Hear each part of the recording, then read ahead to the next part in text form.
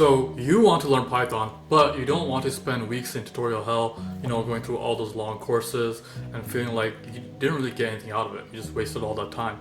But on the other extreme, you don't want to fall for those learn Python in 10 minutes or learn Python in 2-minute traps, which realistically you can't really cover anything in that much time. Well, then this course is just for you.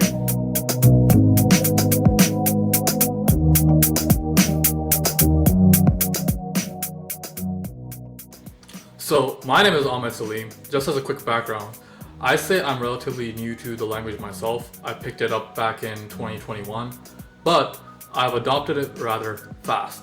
I have used it on a ton of projects and even on a complete animation application that I've been working on. More on that later, by the way. I definitely want to dive into that in this channel. So this course is a culmination of those last 2 years of me fiddling with Python. Things, tricks, hacks I've learned along the way. So if anything, if you're a newbie looking to start, my hope is that this will help you navigate on how to start.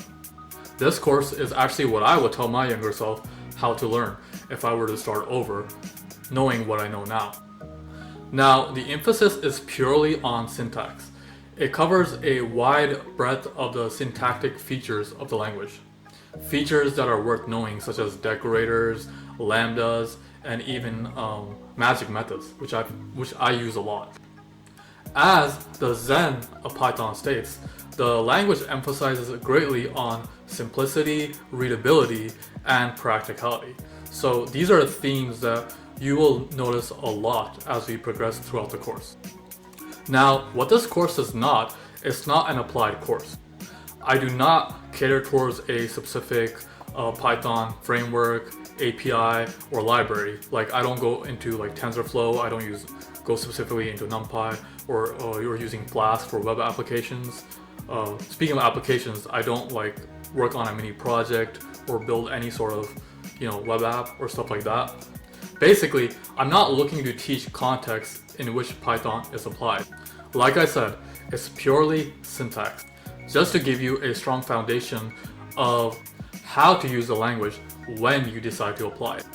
So, if you're here to only apply it, then this course may not be for you, but I recommend you staying anyways because you'd be surprised on what you would possibly learn. Things that you think you may not have needed, but you're glad that you now know. So, that being said, just some quick pointers before we jump in. The environment I use is Google Colab, used in Google Chrome.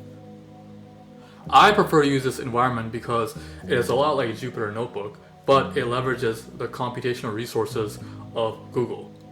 So if you aren't familiar with how that works, basically you can generate your Python code in blocks, and then whatever the result would have been in the terminal, if for say you were using in Visual Studio, that result can spit right after the block. So because of that nature, I like that style because it helps me both teach and you learn that experience very smooth. But if you want to use another environment, you shouldn't have an issue using it. Like I said, Python is a very environment-friendly language, unlike other languages where you need to build a bunch of stuff. Here in Python, you literally just need to install the interpreter and you should be good to go. Now, another thing. Although this course can be completed in 4 hours, I don't recommend you doing that unless you really think you can pull it off. What I suggest is you focus on a topic or two a day, really try to practice and absorb what you just learned, and then jump to the next topic the next day. Now, if you want to go to a specific topic, I've made videos on select topics in the past month or two, which you can go to, or you can go to a specific timestamp. All that information I linked in the description, so make sure to check that out if you want to go to that topic, okay? The breakdown of the order, the table of contents, they're all down there. So you really want to pace yourself. For that reason, I do talk a little slow, but if you think you can go quicker, then feel free to watch this at 1.5 or even ×2 speed. Now, one final disclaimer. This course covers topics and things that I've learned in my experience and my understanding. So there are chances that, you will run into situations like this throughout the course where my understanding will be limited. All I ask is for you to be patient and understand that I am human, I can make mistakes, and I'm always willing to learn. So feel free to enlighten me in the comments section. Okay? As a matter of fact, I've even went ahead and left some pointers in the description on potential things that I already can see that I've left out and or I made a mistake on. So make sure to check that.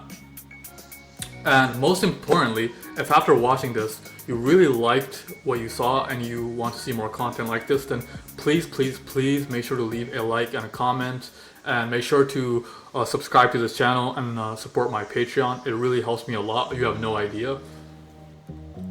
Alright, with that said, enough yapping, enough of my face. Let's jump right into the first topic. I will see you at the end of the course. Let's go.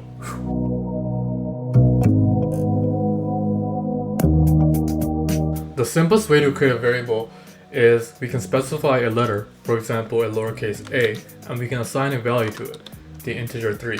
Now with this simple assignment, what is happening behind the scenes? Well, everything in Python is an object. Doesn't matter what type you have, whether it is an integer, a float, or a string. They're all objects. Variables are just names that point to a memory location. Objects are what are stored in that memory location. This is in contrast to languages like C++ or Java, where the variable itself is like the object. This is why you specify stuff like int val, because you're specifying the type as you're creating the variable. And for this purpose in Python, you can point to different memory spots at any time. And this is actually what happens when we're reassigning. For example, we could reassign a to 4, and the memory address of it will change. We can get the address by using id, and then we'll use print to display it in the terminal. So print id a, and then do the same again after the reassignment, and we can see the address has changed. Now Python is case sensitive, so lowercase a and uppercase a will not be the same variable, so these two are different. And as far as naming conventions go, you can pretty much use any of the alphabet. So I could use, say, my name, Ahmed equals 30. I could even make it as long as I want. So Ahmed loves Python but hates Java equals 34. I could put numbers at the end. So Ahmed 125 equals 30. I could put numbers anywhere in the middle. Ahmed 12 Salim 45 equals 20 or 30. But what I cannot do, I cannot start with numbers, so this will actually give me an error. As you see, we have a syntax error, and I believe you cannot start with special characters as well. So if I try doing $, ampersand, Ahmed, this should also throw an error, and we get syntax error. Now one neat thing about Python is we can actually assign multiple variables at once. For example, if you want to assign the variables a to e, this is how it will look like. So A, B, C, D, E, and then we assign them to 1, 2, 3, 4, 5 respectively, and that works. A special use case I can think for this off the top of my head is swapping, where say we had two variables, A and B, assigned to 1 and 3 respectively.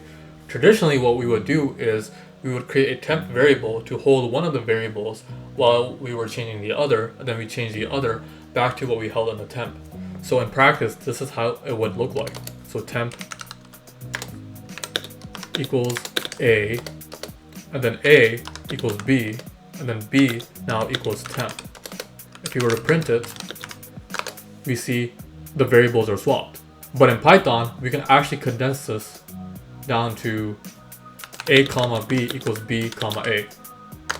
So we've done the same swapping but in one line. Isn't that quite neat? The simplest type in Python is a null type. This is how it will look like. And equals none, and we can use hashtag for our inline comment. And we can use type to check the type of it. And we see it is class none type. This is Python's null type. Now Python has many number types, but let's just go over 3 of them. So integers and floats are the most common, and then we have complex. So for example, we can have a positive integer and a negative integer, and these are class int. For floats, we can have the same thing, negative and positive, but you have to have that floating point decimal in there. So again, class float, class float. And for complex, you have to have the real component and the imaginary component. For the imaginary component, you have to put the j right next to that number. You can't have any like asterisk or any special character. The j has to be right next. And same for if it's a float.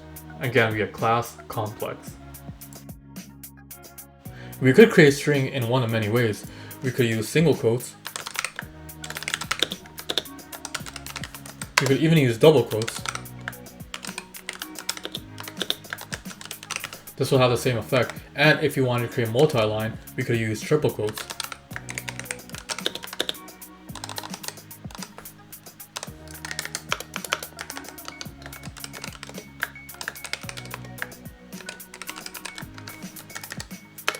Both single and double will print the same, so we can check that. Now let's do double. But for the triple, it'll print as a multi-line. Just as we had expected. Now a raw string is like any other string, but all you have is you put the letter lowercase r right before it. And this is what makes it a raw string. A raw string is useful when you want to ignore escape characters. Escape characters are special characters that perform inline added functionality on top of the string. For example, these are all the escape characters. We could use \n if you want to create a new line. But if he specifies a raw string, it'll ignore that. To demonstrate this, let's say I have my name Ahmed Salim and I put \n. If I were to print this as is,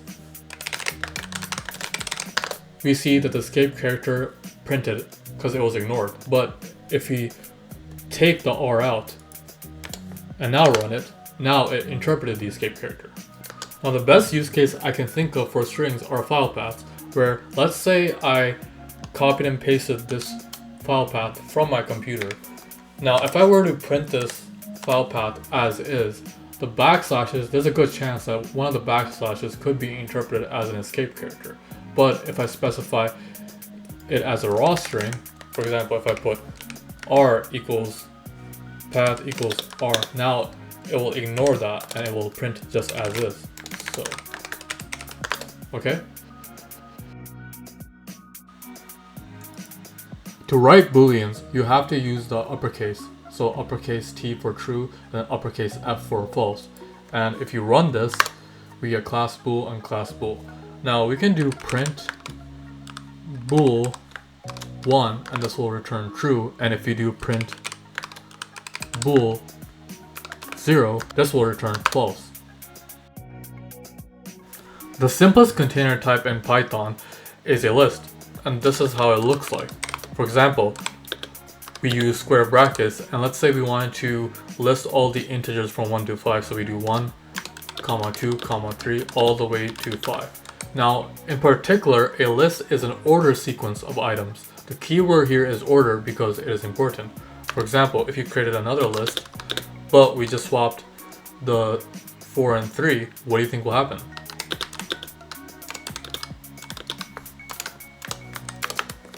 We can compare two objects of the same type by value by using the double equals operator. So we can check if these two lists are same by value by doing equals L2.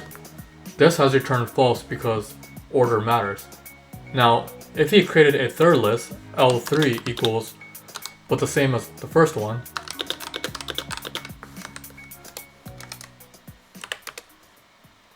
comparing L and L3 will now return true. Now another container type are tuples. Tuples are just like lists, but their only difference is, syntax-wise, is we use a parentheses instead of square brackets. So we can say, we can write it like this.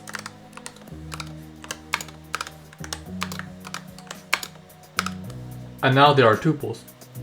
And order matters in tuples just like they do in lists. So if you run this, we will get the same exact result. Now if so far tuples and lists behave the same, then what exactly is the difference? Well, the difference is lists are mutable, meaning they can be changed, but tuples are immutable, they cannot be changed. Typically, objects that are mutable, they have some sort of mechanisms or built-in methods to allow them to change. For example, for lists, we can explore some of those methods. Let's say we have the following list. We can add a value to this list by using the append method. Append 6. Now we see we have added a 6. We can remove by value by using the remove method. So l.remove. Let's say we want to remove the value of 3. We can, now if we check it, we see 3 is gone. We can also remove by index by using the pop method. Now indexing in Python is kind of different. It starts with 0 and then goes up. So this would be index of 0, then 1, 2, and so on. So let's say we want to remove the first element. We can do l.pop at index of 0, and then now we see that the first value of 1 is gone.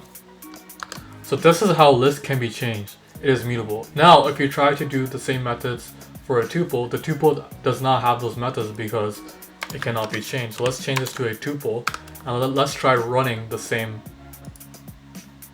Tuple object has no attribute append. Try this. Tuple object has no attribute remove, and then let's try this. So we cannot change a tuple. Now what we just did was actually a very crude way of checking if a tuple had that method or not.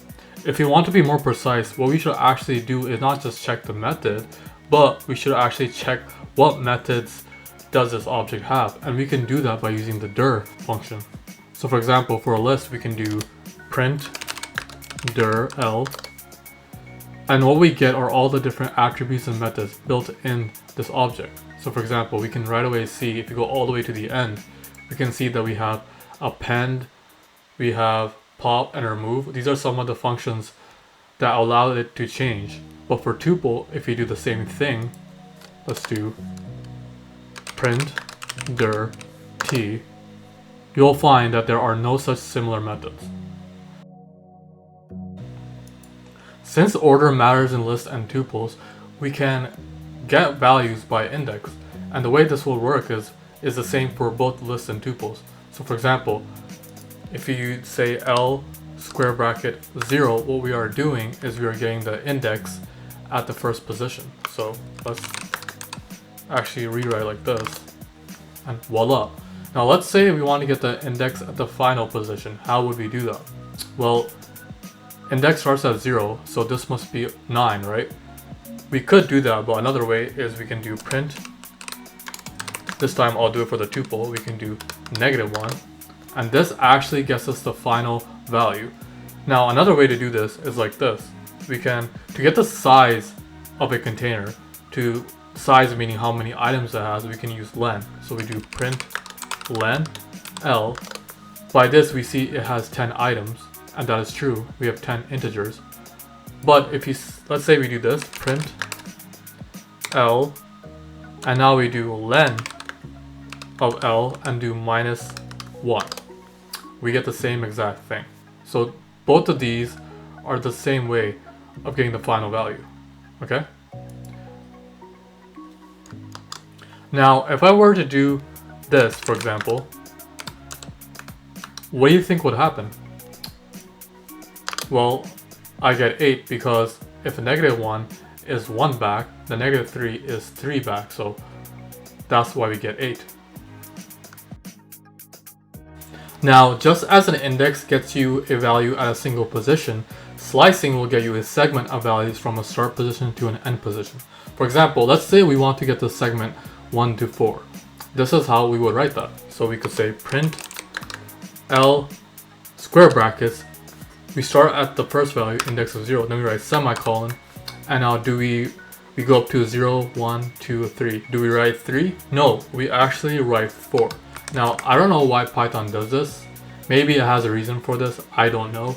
But the value you want to go up to, you always have to specify 1 greater than that, okay? So let's run this, and we get our segment.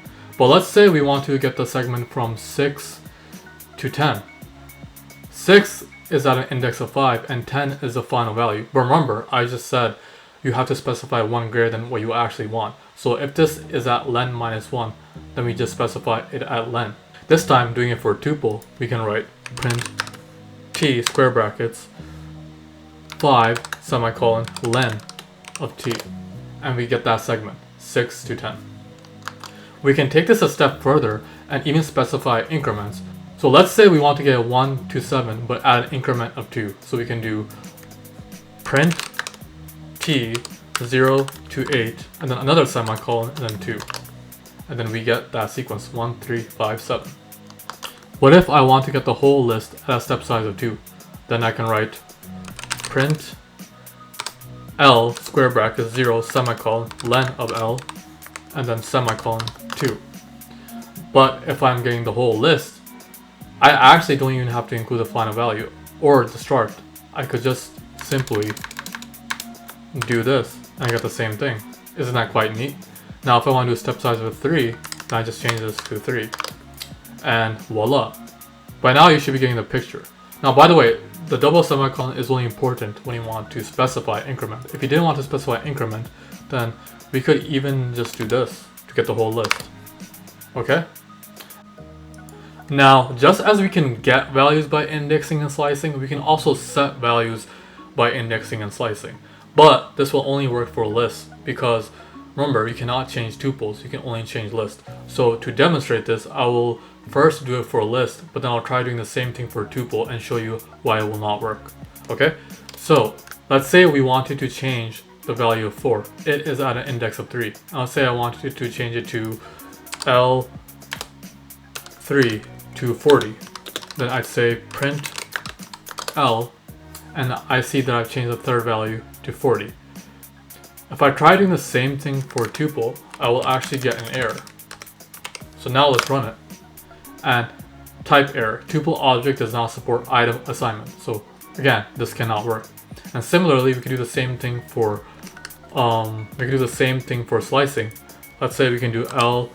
Let's say we want to change the segment 1 to 4 to 10, 20, 30, 40. This is how we could do this. 0 semicolon 4 and set it equal to the list 10, 20, 30, and then 40. And now that we print it, we have successfully changed that segment to 10, 20, 30. Now the cool thing about this is the new segment doesn't even have to be the same size. It could be a different size. For example, we could just have 10, 20. And this will work also. And once again, if you try doing this for tuple, this will throw an error. Now in lists, we saw that order matter, but for sets, order does not matter. So for a set, we can write it like this. We use curly braces, and then let's say we want to have the integers 1 to 5. 1, 2, 3, 4, and then 5. If I were to write a second set, but now the 4 and 3 are flipped, what do you think will happen if you check whether they're equal?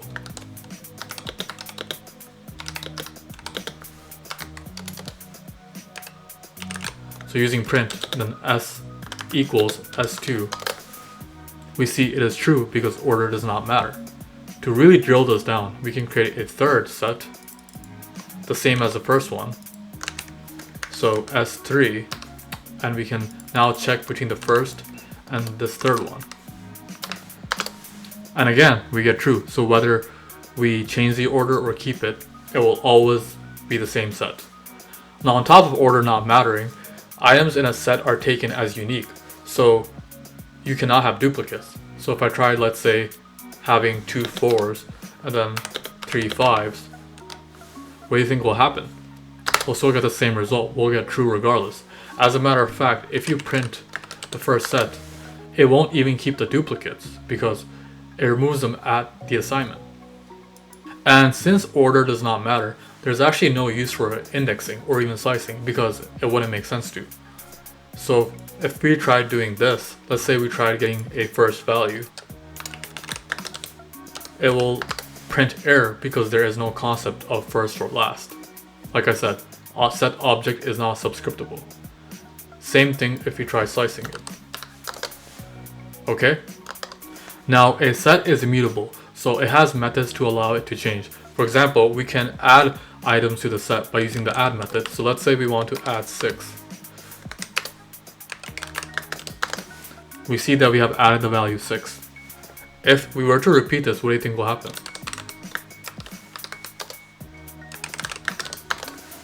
Turns out it has no effect because, like I said, you can't have duplicates. We can even remove values. So let's say we want to remove the value of 3. We can use discard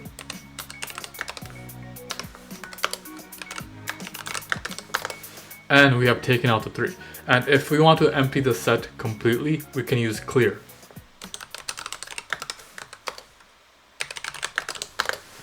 And there you go, empty set.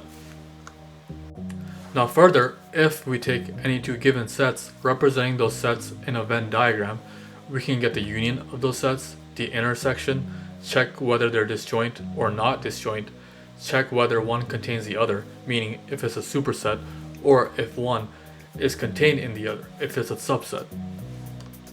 So let's take a look at the first two sets. Getting the Venn diagram, right away we see that there's an overlap at 3, 4, 5. So we can take the union like this. So print s1.union s2, and we can also do this. Both will have the same effect.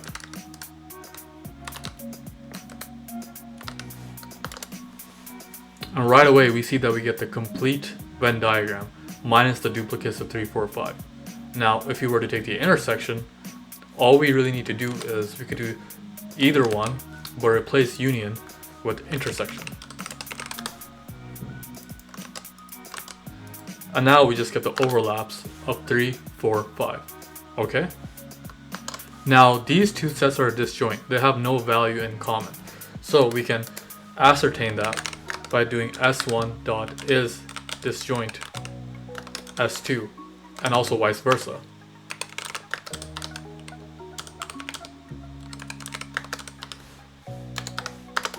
And in both cases we get true because they are disjoint. Now if we were to do the same for this one, we should expect to get false because they share a common value of 4. There's an overlap there. So we get false because these are not disjoint.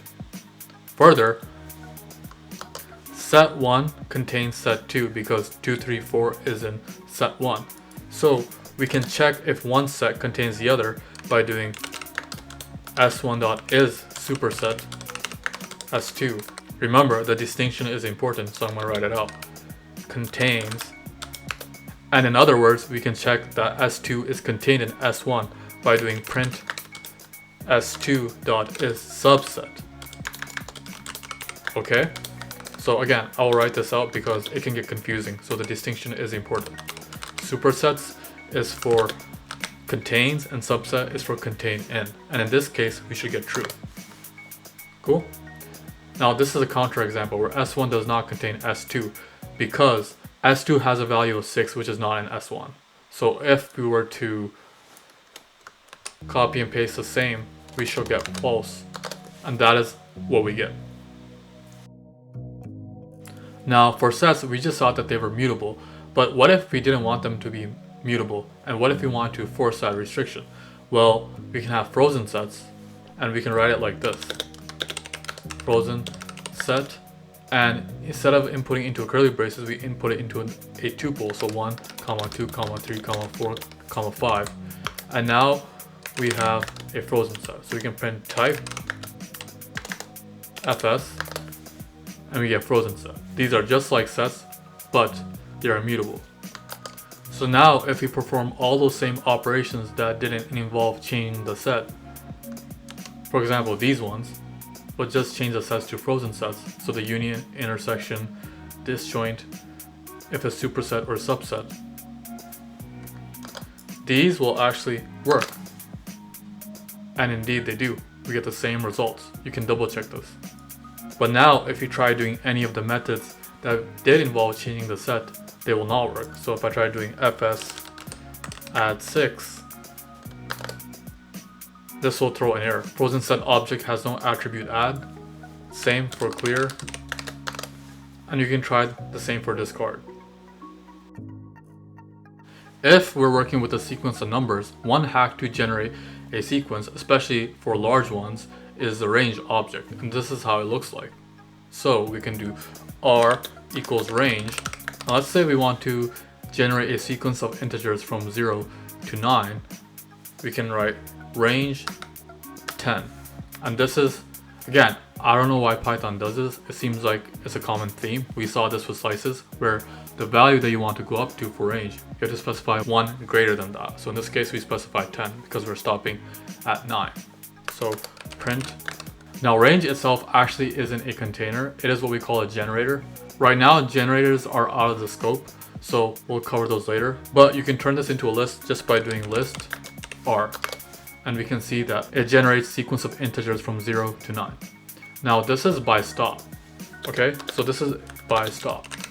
If we specify 2 inputs, then it becomes by start and stop. So we have r equals range, and let's say we want to go from 5 to 9, so we can do 5, 10. And now this is by start and stop. So print list r, and now we get 5 to 9. And just like slices, we can also specify increments. So r equals range 5, let's do 2 and then 10, and let's do increments of 2. So by start, stop, and steps. So print list r. Now we get the sequence from 2 to 9 as steps of 2. We could even start at negative, so we could do r equals range -3 and go up to 4. So this is how it will look like. And we can even end at negative, so do -6, -2. This time we'll do a tuple, and we get that. But it seems like whatever we do, the final number, the stop, cannot be smaller than the start. So this won't work if you did range 6, 3, because 3 is smaller. This will actually return an empty tuple. And same works for negatives. If I did -4, but then made the second negative smaller, or larger negative, you get the idea. There'll be tuple. This will also return an empty. So that is a breakdown of the range object. Now, the containers we have seen so far, list, tuple, sets, frozen set, and even the range object, they're sort of like a bag of items. But dictionaries are different. They have a key value structure. They're actually, like under the scenes, a hash map, if you're familiar with what that is. And this is how you would write a dictionary. So we can do D, and you would also use curly braces for this, but instead of just single items, we write key value pairs. So we can write the key A, then semicolon, its value of 1. So that's the first key value pair. And now we have a key of B, a value of 2, second key value pair, and then let's add a third one, C3. So print type of D, and then print D. So we get class dict, and then we get that dictionary. A dictionary is mutable, so we can change it. So to update or to add more key value pairs to the dictionary, we can do the update method. So update, and let's say we want to add 2 keys. So we can do D, value of 4, and then E, a value of 5.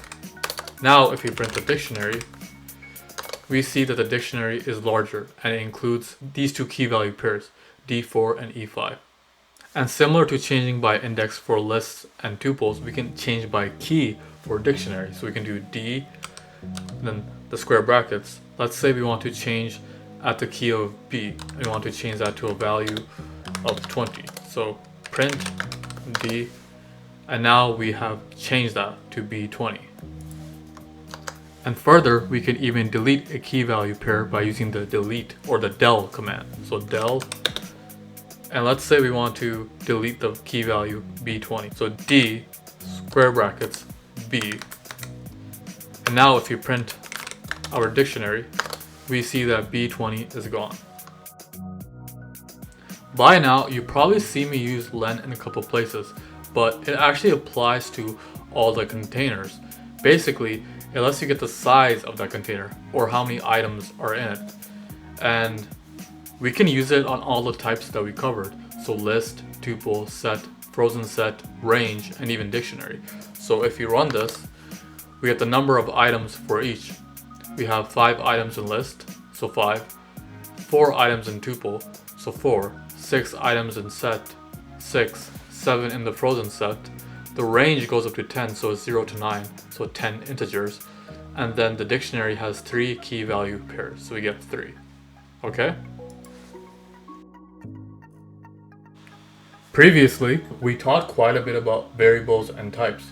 To recap, everything in Python is an object, and variables are simply labels that point to a memory address where that object is stored. Now, this is actually a very simple model. It leaves out some detail of what's happening under the hood. To expand, the object can have type, value, reference count on top of its memory address. Now, even this model is very simplistic. For certain object types like containers, there's even more detail that we're leaving out. But we're not going to get to that because it's out of the scope of this course. So we'll keep the model to this. Now, type, value, and address are pretty self-explanatory. If we use a simple example like the integer 3, this is how these parameters would fill out. But what is reference count? The reference count is the number of variables that are pointing to a particular address. Basically, it tells you how many variables are binding an object. The simplest example of this is, let's say we had var assigned to 3. Now the integer 3 is always stored as one object. So when we assign another variable, let's say var 2 equals 3, it's not creating a new integer 3 in a new location. It's actually pointing to the same integer 3. So now the reference count of this integer 3 is 2. And we can actually ascertain that it is the same 3 by checking the address. So print id var and then print id var 2. And right away we can see that the address is the same. And we can keep adding more and more variables pointing to that same object. So we can do var 3 equals 3, var 4 equals 3, and then I'll have another one, var 5 equals 3. And then for each case, if you print the ID,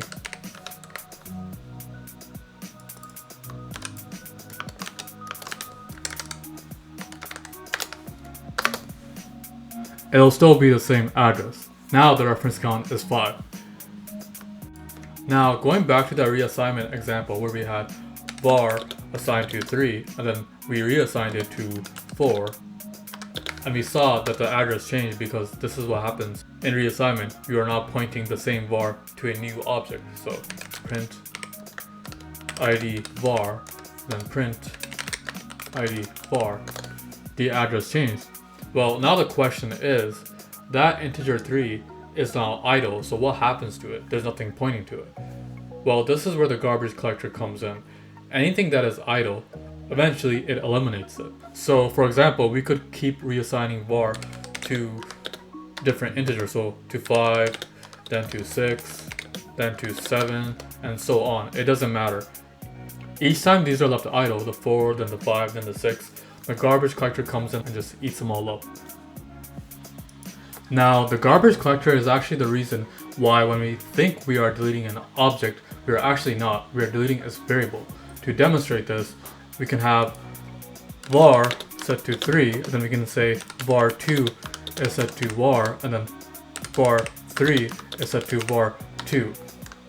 Now, by this example, we are tempted to think that all these variables are in essence the same object. They're actually not. Like I said, they're just labels pointing to the integer 3, or actually the memory address where the integer 3 is stored in. And again, we can further ascertain this by printing ID of each of them.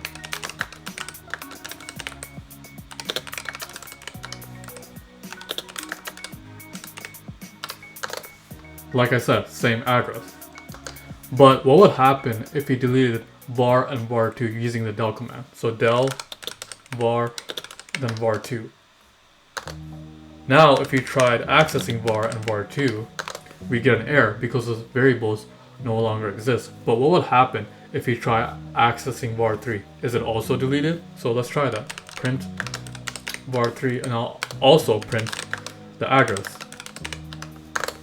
Well, var3 is still 3 and it's still at the same address. So what this tells us, what this proves, is we're not deleting the object 3, but we're just deleting the labels by using the del command. This is actually another way where we can reduce the reference count. Previously, the reference count was 3, but now it is reduced to 1. Now, this whole process is what makes Python a dynamically typed language. The fact that we can keep repointing the same variable to a different address and hence a different type is where the dynamic part comes from. This is in contrast to a static type language, like for example C++ or Java, where you have to specify the type the moment you create the object. That's exactly why, like we saw earlier, you have to do like the int val.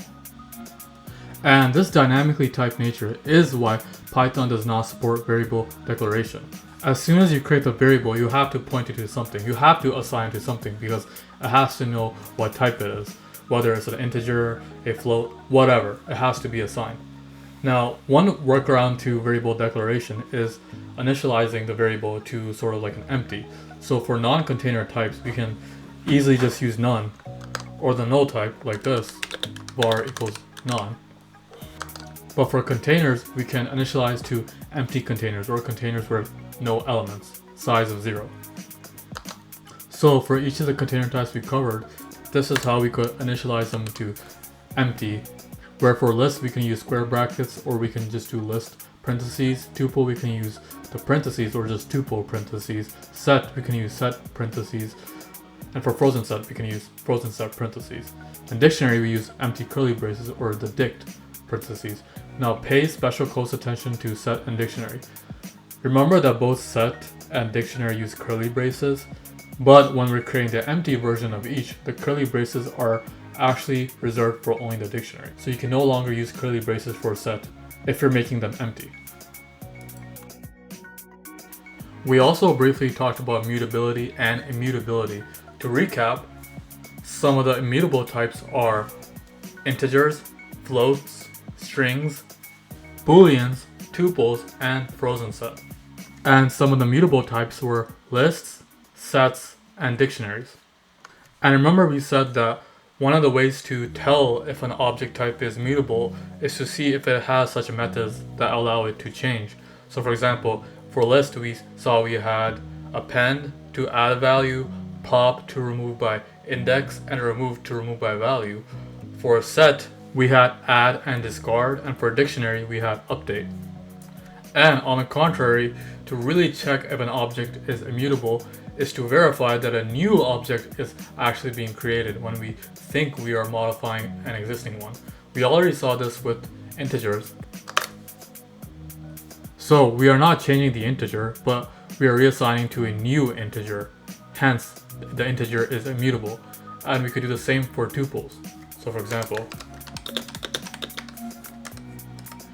we think we can add a 5 by just doing this, but in actuality, it is reassigning to a new tuple. So, change address. Okay? On the flip side, with mutable objects, we could actually change them and the address will stay the same. So if this were a list,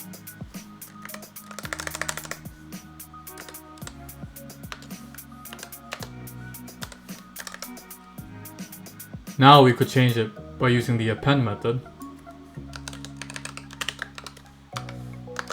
And it is the same list, same address.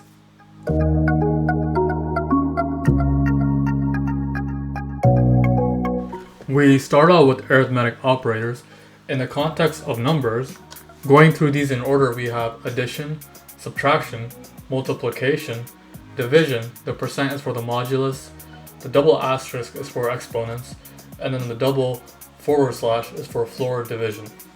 So to demonstrate some of these, we can do, for example, print 2 plus 2 to add two integers. Then we can do print 2 times 2 to multiply two integers. Let's say we want to subtract two floats, so 3 minus 2.0. This is how we subtract. We can use exponents. We can say 2.4 to the power of 4, or sorry, 3.4 to the power of 4. This is what we get. Further, we can take the modulus, so let's say 5 mod 2, and this will give us 1 because modulus is the remainder. What is floor division? Let's try that. So print, then let's do 7 floor division 2. And it seems like what floor division does, whereas modulus returns the remainder, the floor division returns the value rounded down, or the floor of it. We can even do complex numbers, so for example, print, let's do 3 plus 1j plus 4 plus 2j, and this is what we get. We added the real components 3 and 4, and we added the imaginary components 1 and 2, and got 3. Now the beautiful thing about Python is, these operators, the arithmetic operators, aren't just limited to just numbers. They can actually apply to all kinds of types, even strings, lists. So for example, if we were to do like print 3 times 1 comma 2 comma 3, what do you think will happen? Now we get the list 1, 2, 3 but tripled. I think we could also do the same for tuple. We could do parentheses, parentheses, and it works just the same for tuples. We can even like add strings. Can we multiply 2 tuples together? Is this valid? Can we do this? Let's see. No, we cannot do that. But I know we can also add strings. We can do like Ahmed plus Salim. And this will just concatenate the strings. Can we add lists together? Can we do this? And we can do this as well. And this is similar to concatenating two lists, okay? And there's many more valid operations that you can do between any two given object types. Now, most of the arithmetic operations are actually pretty well regulated in Python. For example, if we try doing 2 divided by 0, what do you think will happen? We'll get a 0 division error because you can't divide a number by 0, and Python makes sure of that.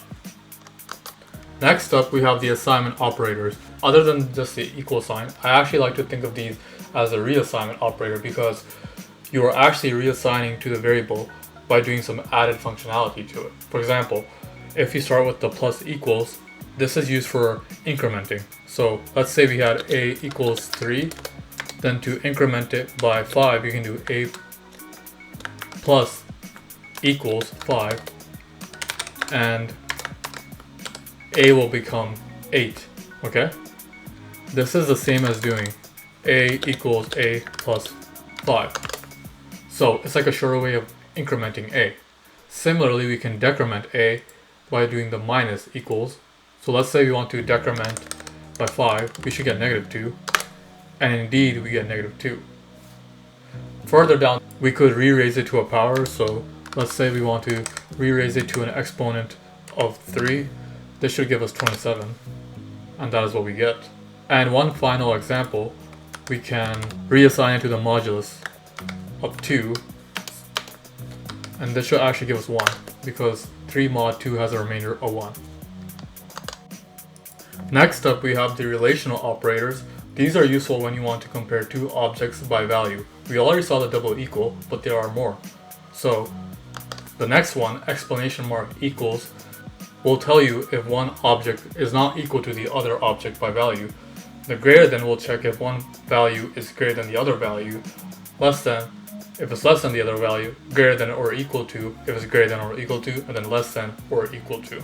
So in the context of numbers, these are pretty self-explanatory. For example, let's try a couple. We can do print 2 equals 2.0. What do you think this will give? This should give true. And indeed it does. Let's try 2 not equal to 2.0. Now the same result should be false because we are checking if they're not equal, but they are equal. So we get false. Next up, print 3 greater than 2. This should give true. Then lastly, print 3.0 less than or equal to 2, and this shall return false. Now outside of numbers, let's say we want to compare the value of two strings. We could do print Ahmed equals Ahmed, and this will give true. Further, compare to list 3, 4 equals 1, 2, 3, 4. This will return true as well. But let's say we compare two sets, 1, 2, 3. Does this not equal 1, 3, 2. That is false because remember, in sets the order does not matter. Next we have the logical operators and, or, and not. The and will compare two bools and it will return a false if either one of them is false, else it will return a true. So to test all four cases, this is what the truth table will come out as. True, false, false, false. On the other hand, the or will return true if either one of the bools is true and it will return false else. So now if you test all four cases, so running this, we now get the truth table for the or, true, true, false.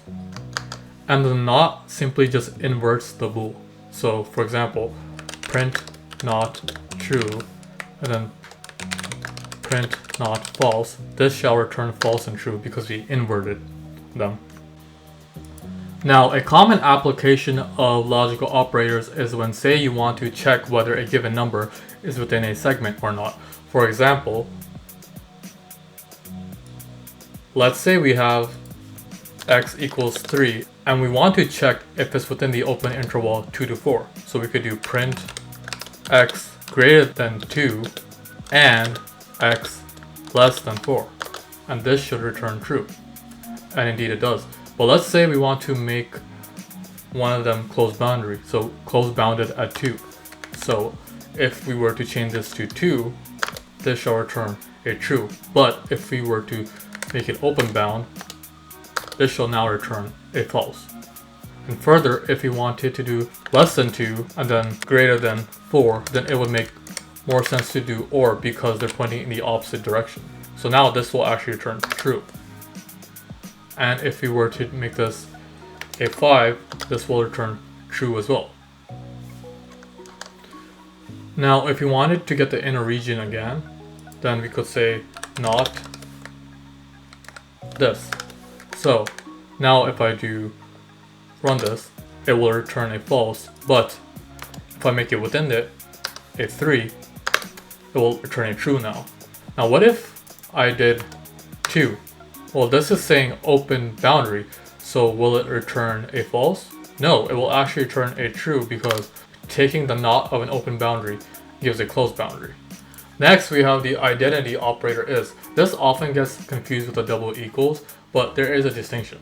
The double equal compares by value, but is compares by address. So for example, if you had a equals 3 and then b equals 3, then this a is b will actually return true. But this will also return true because they are also equal by value.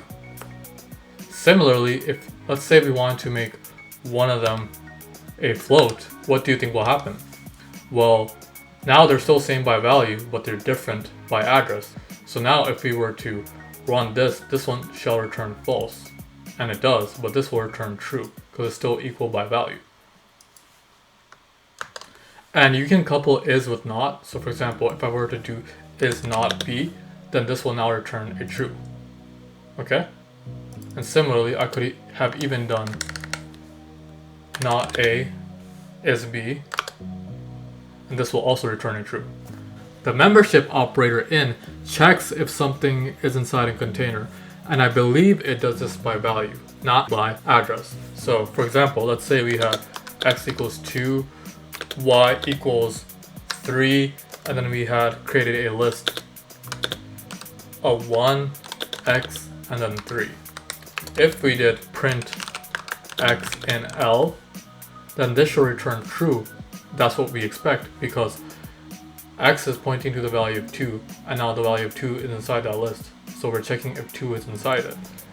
And indeed it is. Let's do print y in L.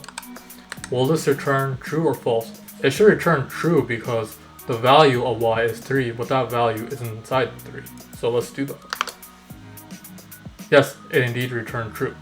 Let's try print 3 in L. So now we're checking 3 directly. Now let's even do print 3.0 in L. And this we expect to return true as well. Because remember, like I said, it checks by value. Even though this is an integer and this is a float, they're the same by value. So that's how we do that. Now we can even incorporate not into this, but the placement of not is important. For example, if I were to do print 3 in not L, this will actually not be a valid syntax because that doesn't make any sense. What is not of a list? Because a list isn't a bool, so where are you inverting? So if I were to run this, you will actually get an error, rightfully so. But if I were to put it here, the interpretation of this is that is this item not in this list. So this is kind of the beauty of Python, where it almost seems like plain English, right? So is this item not in this list? Let's run it. This should be false because by value it is in the list. And last but not least, we can even put not at the beginning. Now, if I were to put it at the beginning, this reads as is not a value of 3 in the list. So this shall also return false because there's no value without a 3 that is in the list.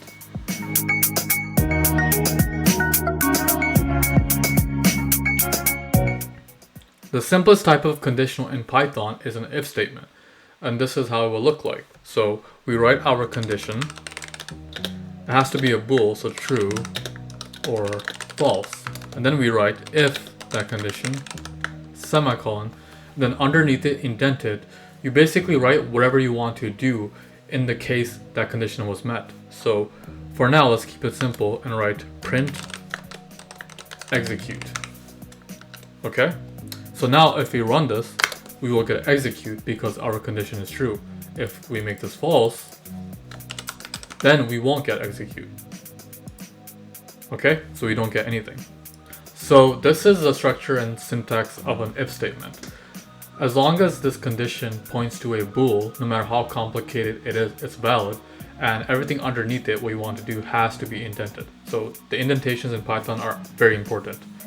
So we can try another example. We can say x equals 2, and then if the value of x is equal to the value of 2, then let's say increment x by 3. So now let's print x, and then we will get 5 because the value of x is 2, so I did increment. Now if we make this just 3, it will no longer increment. Let's bring this up a notch and let's try this. So I will copy and paste it. So x is 2, and we want to check if x is within this interval where it's closed at 2 and open at 7. And if it's within this interval, we're gonna print incrementing x, then increment x by 1, and then print the result. Okay? So if we run this, indeed x is within that interval. But the moment we take this equal out, it is now open at 2.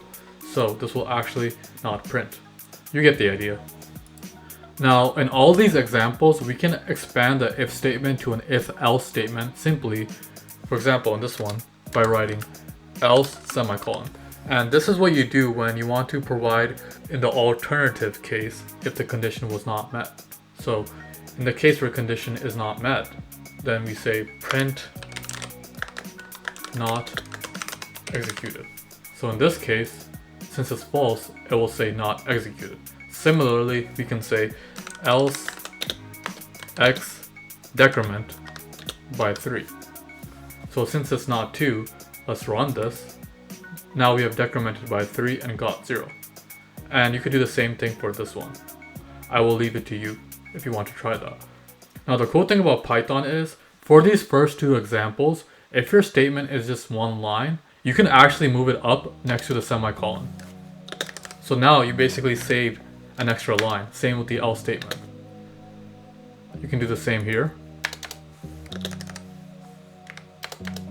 So basically, this is one of many cases in Python where it allows you to condense your code to save lines. And you'll see more of this as we progress in this course. Now, if we wanted to handle more than one alternatives for more than one cases, then we could include else if statements. So, for example, we could have this, where this is how the logic would follow. If condition 1 is met, we print executed 1. If not, we check if condition 2 is met, then we print executed 2. And if that's not met, then we check for condition 3 and so on and so forth. You get the idea. So for example, in this one, condition 1 is false. So it will actually jump to condition 2. Condition 2 is true, so it should print executed 2. Let's run this. And indeed we get that. Now if I were to make this false, it should now print condition 3 because it will jump to condition 3 and that is true. So running that, executed 3. And last but not least, I could make this true and then this false. Then now it's executed 4. So it's important to verify with yourself what the order of priority is for testing each case. Now if you're catching on to this, you've probably guessed that this is Python's way of writing the switch case statement that you see in other languages, because Python itself does not have switch case. And again, if we so desire, we can condense this down. So one line for each condition. Like this. Condense this one.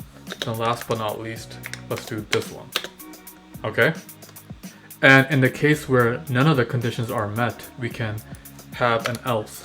So else, semicolon, and then I'll make it one line for consistency. Print neither or none executed. So if I were to make all of these false, now I run it, I get none executed. Further, we can even nest if statements. So for example, let's say we are working with 3D coordinates and we had a point x, y, z of 1, 2, 1.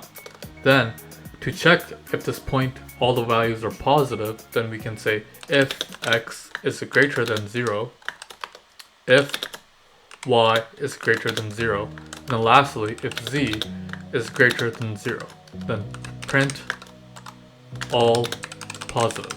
Okay? And indeed they're all positive. If one is negative, then we don't get that. Okay? So you can nest if statements like this. Pay close attention to the indentation. It is important. Now we could have done all of this by using AND statements and writing it like this, and this would also work just fine. For me personally, they both take the same amount of time, so you could go either way. Now, just as all of this is in one line, you may be tempted to condense this into one line as well, but turns out with nested if statements, you cannot condense it into one line, so this would be invalid. And right away, we see that. So running it, invalid syntax, okay? So let me undo that and then rerun it. Let's now work with the if-else example where, let's say we want to generate a function z in terms of x and y such that if x and y are in the first quadrant, we want to take the addition of x and y. If they're in the second quadrant, we want to take the subtraction. If in the third, we want to take the multiplication. And if in the fourth, we want to take the division. So I'm going to go ahead and copy and paste that code that I wrote. So let me fix this indentation. Okay, so if x and y are greater than 0, we are in quadrant 1. So we add x and y. If x is greater than 0 but y is negative, then we are in quadrant 4, so x divided by y. And if x is negative but y is positive, we are in quadrant 2, so subtraction, and then last but not least, we multiply for quadrant 3. Now let's try out some points. So let's say x comma y equals 1, 1, and then let's print z. If you run this, we can see that this is addition 1 plus 1 because we're in quadrant 1. If I make this negative 4, now y is negative, so we should be in quadrant 4. So let's run this. And indeed, we get the division. 1 divided by negative 4 is negative 0.25. And we'll try one last point. So let's try to generate a point in quadrant 3. So it has to be a negative y and has to be a negative x. So let's make this negative 3. So now I should get negative 3 times negative 4 is positive 12. Okay?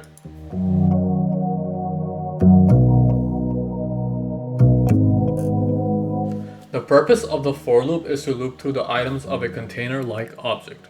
Now, up to this point, I've been using the word container quite a bit, but in reality, there's actually no such term in the Python vocabulary. The word we are actually looking for is iterables. So in other words, any object that is considered valid to be looped over is what you call an iterable. Now, what exactly makes an object an iterable is beyond the scope at the moment, but just know that some of the common ones we saw were lists, tuples, sets, range, and dictionaries.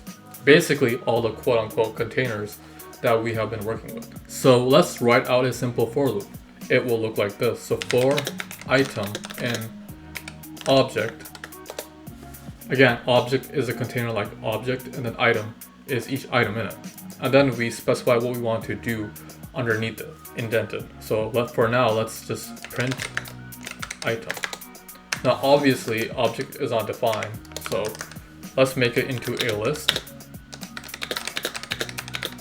and run it. And right away, we are iterating through each of the integers in this list, 1, 2, 3, 4, 5.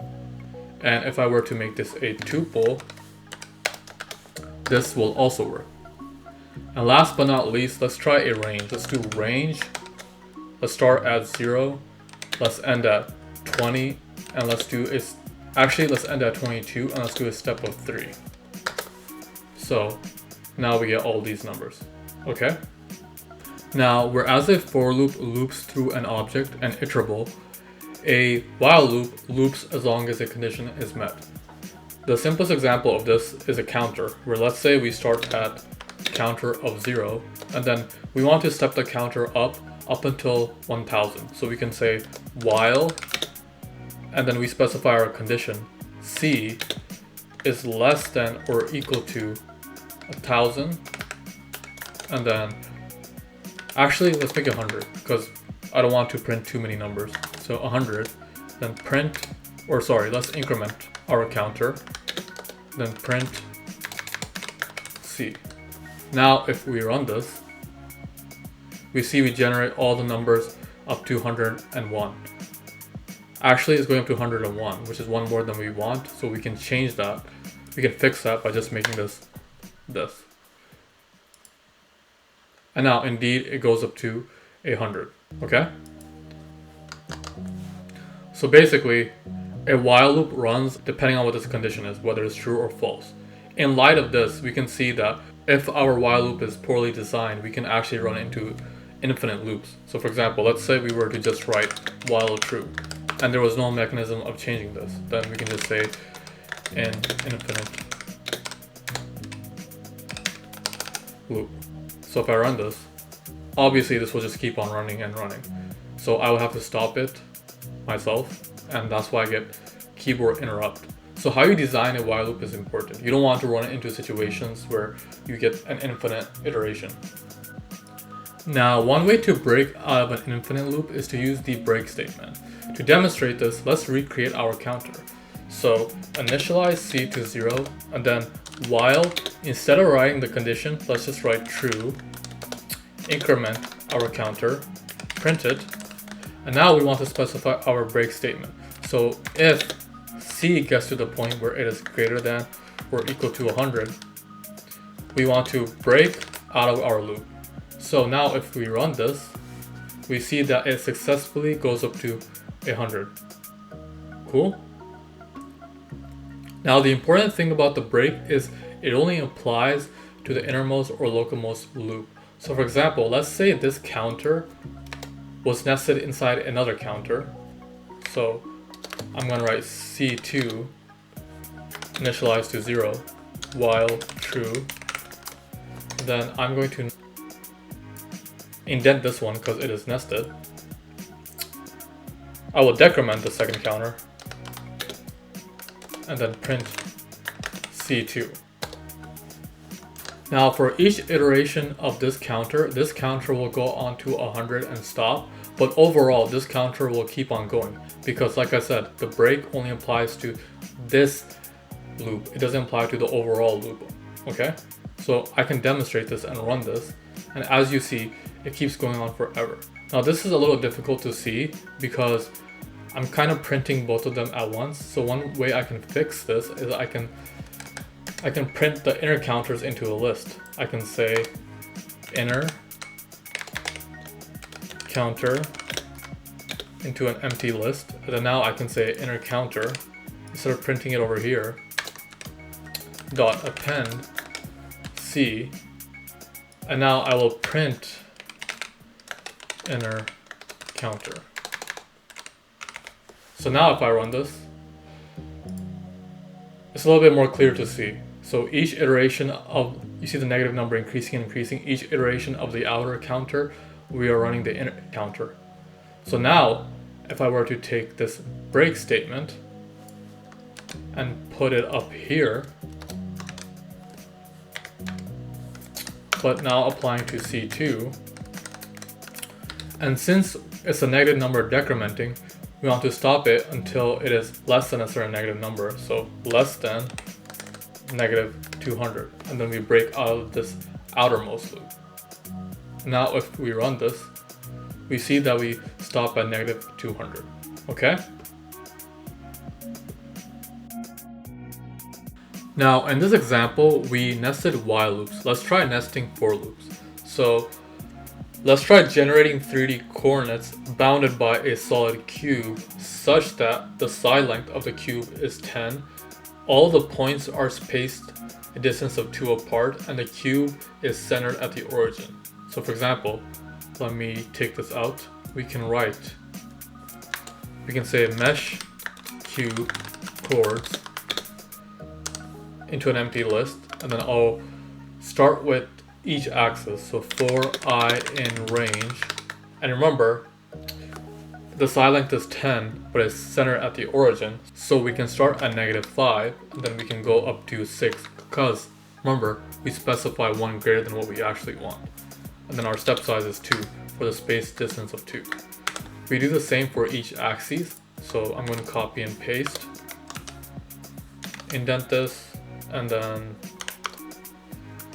paste one more time. But this time I'm going to call this J and then K.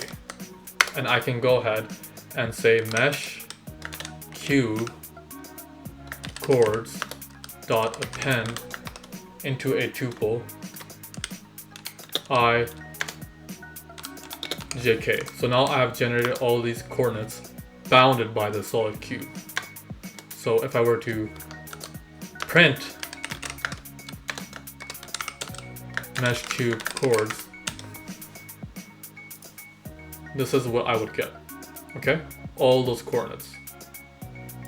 Now, just an FYI, when you're working with a sequence of numbers and you're iterating through them in a nested fashion, especially if that sequence can get large, it's actually bad practice to use nested for loops. It can get very inefficient. It's better to use like vector operations. For example, Python has NumPy library, but I just used the nested for loops here just to demonstrate how you can nest for loops.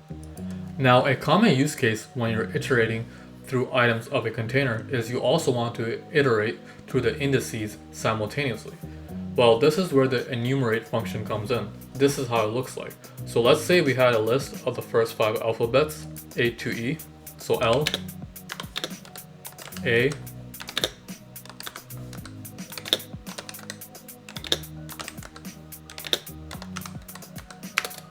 now we write for I for the index, comma, then item for the item, and enumerate the list. So now I can print the results in an F string. So F item at index I.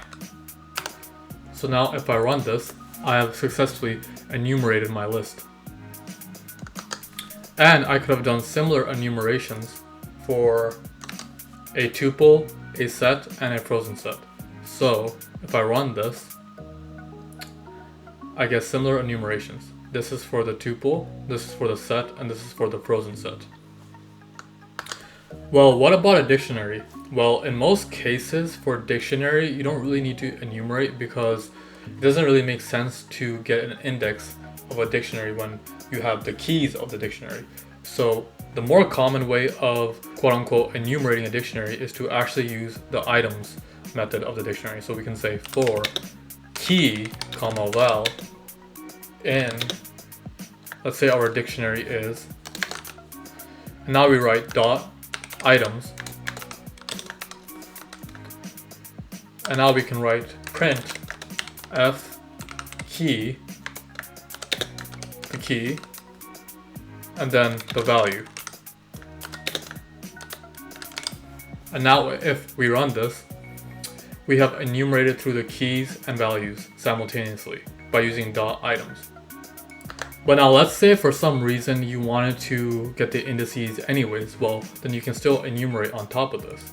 We could say I, comma, but now we have to packet this together because with the enumerations it's important that the index is separate than the item. Now the key val is what becomes the item. So now I do enumerate. Okay, and now I will write index and then I. Okay, and now it will look like this. We have enumerated on top of getting the key value pairs. Now if we want to enumerate with just the keys and not the values, then instead of items we can do keys, then we can take this out. Now it doesn't have to be packaged into a tuple because it's just a single item. And I will take the value out. And now if I run this, it is just the index and the key. But let's say I want to do by value instead of by key. So now I can say values, then I'll do val and make this into a val. So basically these are different ways how you can enumerate a dictionary. You can do it by index, by key, by value, or any combination of. Cool? Now if you thought the enumerate function was handy, well there's more. There's the zip function, where if you want to enumerate through multiple sequences simultaneously, this is where you can use it. So let's say we had list, tuple, set, and dictionary. All of them have 6 items. This is how we could iterate through them. So for li for list item, ti for tuple item, si for the set item, and di for the dictionary item. In zip l, t, s, and then the values of the dictionary. And I can write print f string, so the list item, the tuple item, the set item, and the value. Now if I run this, I have iterated through each of the containers simultaneously using the zip function. Cool? Now if you're more careful with syntax and how you package your items, you can even be more thorough with the zip. For example, you could even write something like this. Now this may seem like a monster, but the important thing is to follow through with your item. At the very beginning, we have enumerate, so we have the index I matching with enumerate. Then we packet our overall item next to the enumerate. So that is the zip. So now we are inside the zip. We have list, tuple, set, and last but not least, we did dot item. So now we packet that internally into a key value pair.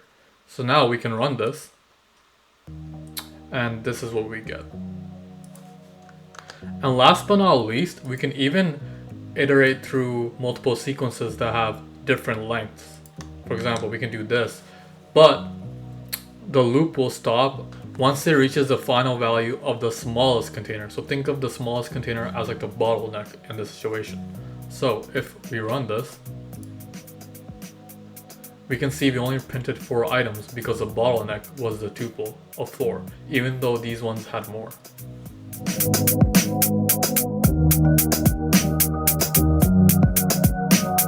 When you're creating a tuple, for example, let's say we have t set to the integers 1 to 4, what you're actually doing is you're packing values together. Well, just as you're packing values, did you know you can also unpack? So we could even write something like this. The variables a, b, c, d assigned to t. Now the values of t are being unpacked to these variables, and we can check that.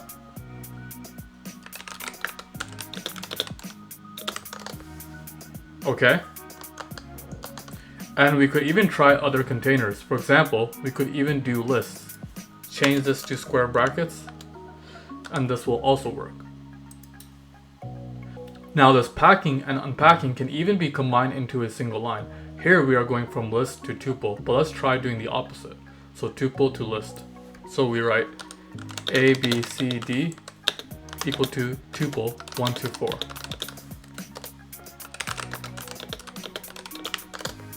And that also works. And further, we actually don't even need to include any closing brackets. So we could even write simply A, B, C, D, E, F equals 1, 2, 3, 4, 5, 6. This is exactly what we saw when we were talking about assigning multiple variables at once. And this explains how we could have done that by packing and unpacking. Now we can even do dictionaries, but there's one of many ways that we can do it. So we have 3 ways to do it. If we were to unpack the dictionary directly as is, then it will interpret it as unpacking the keys. If we were to use dot values, then it will do by values, and if we do dot keys, then it will do by dot keys. So if we run this, our results confirm that. By keys, by values, and then by keys. Now, all of this is pretty trivial, but this is where it gets interesting. Let's say we wrote asterisk t comma set to tuple 1 to 4. If we print it, we see that we have packed these values into a list. Not too complicated, right? But now let's try this. Asterisk t comma another variable u set to that same tuple. What do you think will happen now? Well, let's print it and check. So what is happening now is that the asterisk is telling Python to pack multiple values into t. But since there's a single variable next to t, and because of the way that this is ordered, the t before the u will take on the final value of 4, and then the t will pack all the values prior to that, and that is what we are seeing. Similarly, if we wrote this by including another variable v, what do you think will happen now?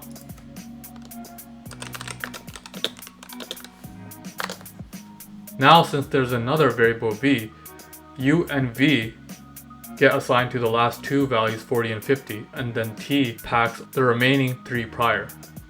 And if you're following this logic, we can even mix up the order. So we could even try these two, where now we have u and v at first and last respectively, and then u, v at the beginning. Let's run this. So now, as expected, since u and v are placed first and last, they get the first and last values of 10 and 50, and then t packs all the remaining in the middle. In the second example, u, v are placed in the beginning, so they take 10 and 20 respectively, but then t packs the remaining after that, 30, 40, 50. You should be getting the idea by now how asterisk is working in this context. Now, a common use case for the asterisk for packing is concatenation. So say you have 3 lists, L1, L2, L3. Originally, we could have just done this. So print L1 plus L2, L3, and then we have concatenated all of them. But with the asterisk, we can do this. Unpack the first, unpack the second, and then unpack the last. Okay, so that also works. The beautiful thing about the second method is now you don't even have to concatenate it into a list. For example, you could take the same code, but then concatenate into a tuple. And this would also work. Further, none of these containers have to be of the same type. They don't have to be lists. They could be different. For example, we could have made the first one a tuple, and then the last one a set. This will throw an error because you can't concatenate different types by using plus. So let me take this out and rerun it. Now if we try this will work. And this will also work. So packing by using this asterisk in the context of concatenation is actually quite powerful. Now with dictionaries, it's a little trickier. Say we had two dictionaries, D1 and D2. If we were to simply write, for example, this D1 and then D2, what will we get? We will just get the keys, but this will actually be a set. It won't be a dictionary. To unpack dictionaries and then repack it into a dictionary, we actually have to write print and then follow carefully, write double asterisk D1 and then double asterisk D2. So now this will actually concatenate the two dictionaries. Now it's important that the double asterisk is only used inside a dictionary because that's where it makes sense to use it. If we were to try doing a tuple, this will now throw an error. So let's run it. And indeed we get the error, invalid syntax. Same with lists. Also an error. Okay?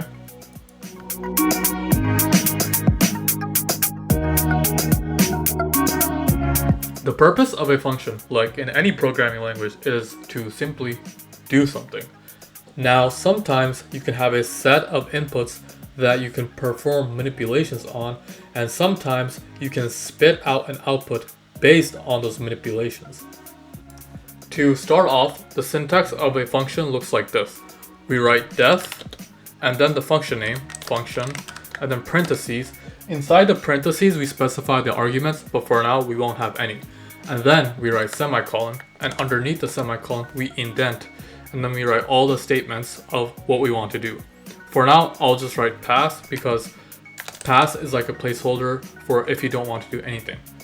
And we can call the function by calling its name and then parentheses. Again, no arguments. And if we run this, indeed, it does not do anything. Now, you can or cannot specify outputs by the return statement, but Python will always output none by default. You can verify this by doing print and then function. As we see, it returns a none. To explicitly return the none, we can use the return statement. So, return none. And now if I rerun this, I now get none again. Same exact thing. But let's say I want to return a string. So function executed. Now if I rerun it, I get function executed. Now, can we have multiple return statements? What would happen? Now, even though including multiple returns won't throw an error, it actually has no effect because Python will just catch the first instance of the return and it will ignore all the remaining ones. So for example, if we had return second and then return third, if I run this, the result will be the same. This return was cached, but these two returns were ignored. If your goal is to return multiple values, a better practice is to just pack them. So it will look like this. Def function and then return 1, 2, 3. In this case, I'm packing these values together. So now if I print function, we see they are packed into a tuple. And just as we are packing in the return, we can also unpack at the function call. So we could do a, b, c equals function. And now if I print it, I have successfully unpacked those values into a, b, and c. Now let's get into function arguments. When we're talking about arguments, there are two contexts. There is the context of function definition, and then there is the context of function call. When we're talking about the first context, we can have non-default, or I like to call them regular arguments, and then we can have default arguments. In the second context, we can have positional arguments or keyword arguments. To better understand this vocabulary, let's go through a couple examples. First, let's cover regular arguments. So let's create a function that adds two values, def sum ab, and then return a plus b. Now in the context of defining this function, these two arguments are taken as the regular arguments. But now if we call this function print sum, then give it two inputs 1 and 2, in this context, these two arguments are now taken as the positional arguments. Okay? So running this, we get our result. Now, the important thing here is that for however many regular arguments that we define, we have to specify exactly that many positional arguments. So 2 has to go with 2. For example, if I were to have 0 positional arguments, I would get an error. Print sum, and I get missing 2 required positional arguments. And similarly, if I were to go overboard, print sum, and then 1, 2, 3, and 4, I get a similar error. Takes 2 positional arguments before we're given. Next, let's cover default arguments. So, rewriting our function, now we can set our arguments to default values. A set to 0, and then B set to 1. Then same return. The advantage of defining default arguments is that now, at function call, we don't even have to specify any positional arguments, and it will run just fine. And the reason for that is because these values will take on the defaults of 0 and 1, and that's why we get 1. Now, if we specify one argument, we'll get 2 because 1 will go to A, so A equals 1, but then B will be its default 1. So 1 plus 1, 2. But if we don't want to specify A, but we want to specify B instead, since B goes after A, then we have to explicitly define it as a keyword argument. So sum B equals, let's say 7. And now we get 0 plus 7. We can even specify both as keyword arguments. So print sum A equals 3 and then B equals 7. And now we get 3 plus 7. And if you only have keyword arguments, you can even mix up the order. Although this is considered bad practice, I don't recommend you doing it, but I'll show you how it looks like. So B equals 6 and then A equals 3. Now we get 6 plus 3 equals 9. But if you're specifying both positional and keyword, the keyword must come after the positional. So writing this is valid, but writing this is not valid.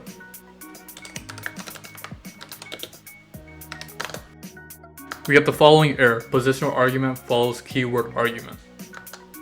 Lastly, when not all of your arguments are keyword arguments, then the order matters. It must match. So if I write print sum 1 A equals 3, this will throw an error because 1 goes to A, but then you're also assigning A again. So it will say got multiple values for argument A. Now, just as keyword arguments must come after positional arguments in the context of function call, default arguments must come after regular arguments in the context of function definition. For example, if I write def sum A then B and C set to 0 and then D set to 1, and I return the sum of all of them, A plus B plus C plus D, this would be valid because the defaults are after the regular. So if I run it, it runs just fine. But let's say I were to change A to a default argument. So I set A set to 2. This will now throw an error because we have a default argument before a regular argument. So if I run it, I get the following error: non-default argument follows default argument.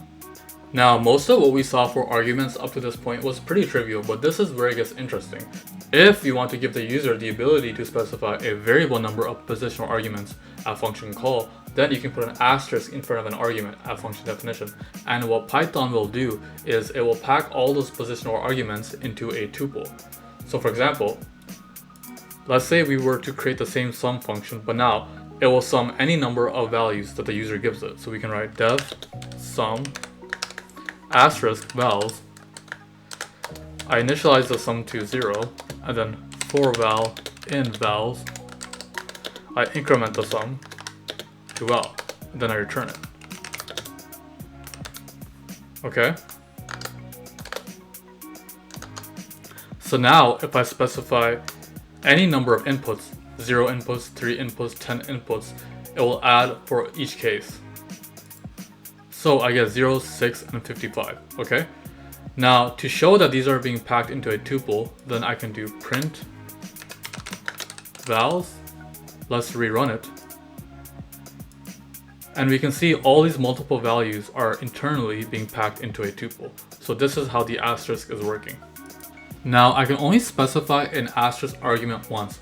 For example, if I were to write asterisk vals2 next to it, this will actually throw an error because it only makes sense to have one of these. Whether you have one positional argument or a million positional arguments, they will always get packed to the first instance. Past that, what will vals2 get if all the positional arguments are going to vals? So it doesn't make sense to have more than one instance of the asterisk. And running this, indeed, we'll get a syntax error. So let me take this out and rerun it. Okay. Further, you can even have regular arguments next to the asterisk argument, but they must come before the asterisk argument. So for example, let's say I had val1 and val2. They come before asterisk vals. Now let me modify this equation a bit. So sum equals val1 plus val2, and now we're iterating through vals after that. Okay, so I'll take this out.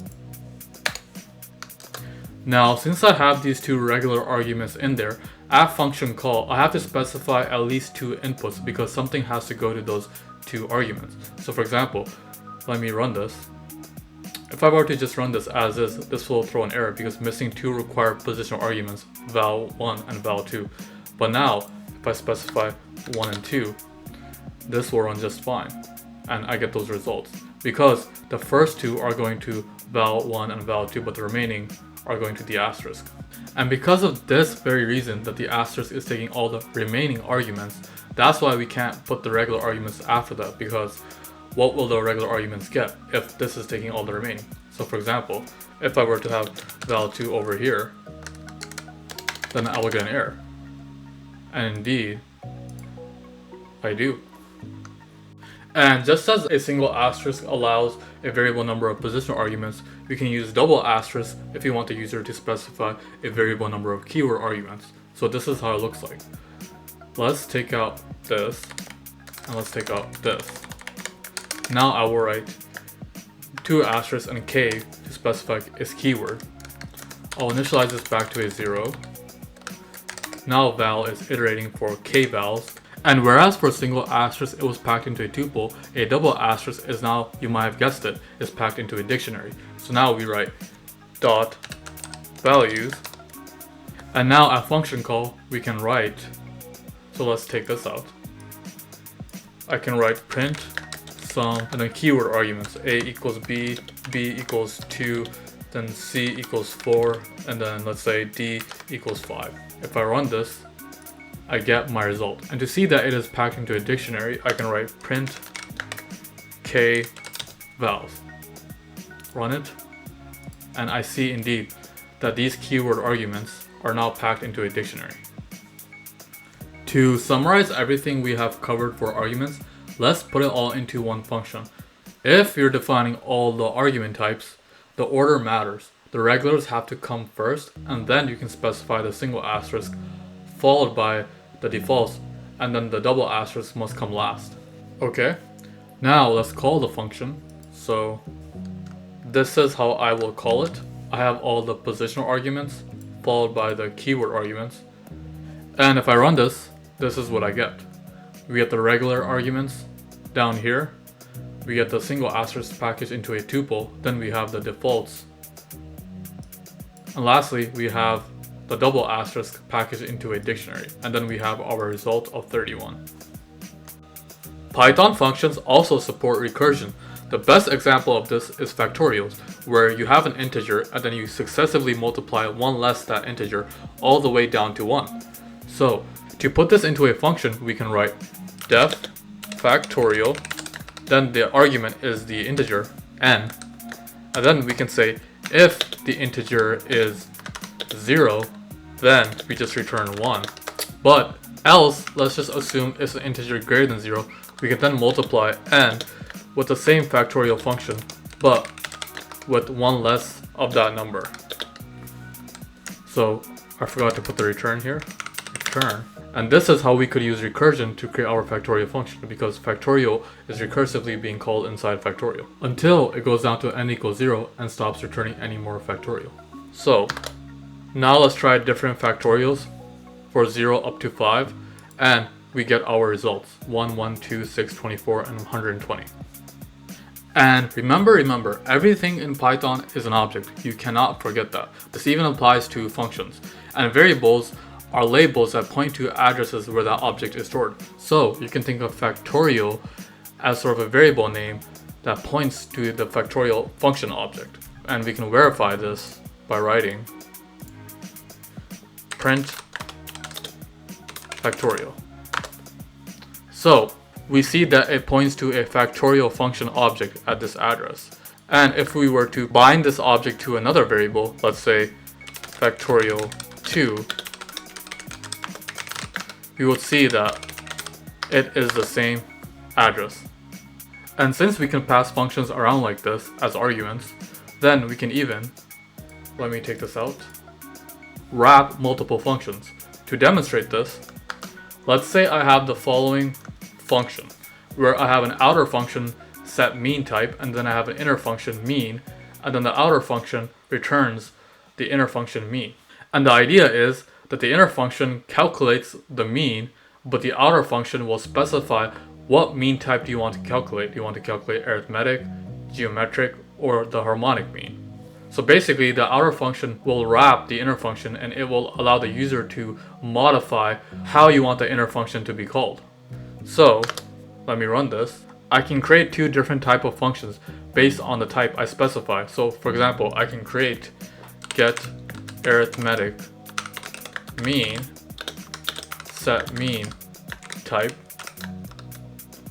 arithmetic, and similarly get geometric mean set mean type geometric. So basically, because of this function wrapping, I'm able to create two different type of mean functions. Now if I run both of these functions, you can see they calculate mean differently. Another great use case of function wrapping is, say, when you want to add more functionality on top of an existing function. For example, we can annotate an existing function. We can write def annotate, then input our function func. Then our inner function is def annotated, and then obviously it will have its arguments. And then we are going to annotate the inputs and outputs. So we can write print fstring, and to get the func name, I can write func dot double underscore name is taking inputs the args. To annotate the output, I can write print output was, then the outputs calculated. And then I will simply return annotated. Cool. Now if I have a sum function,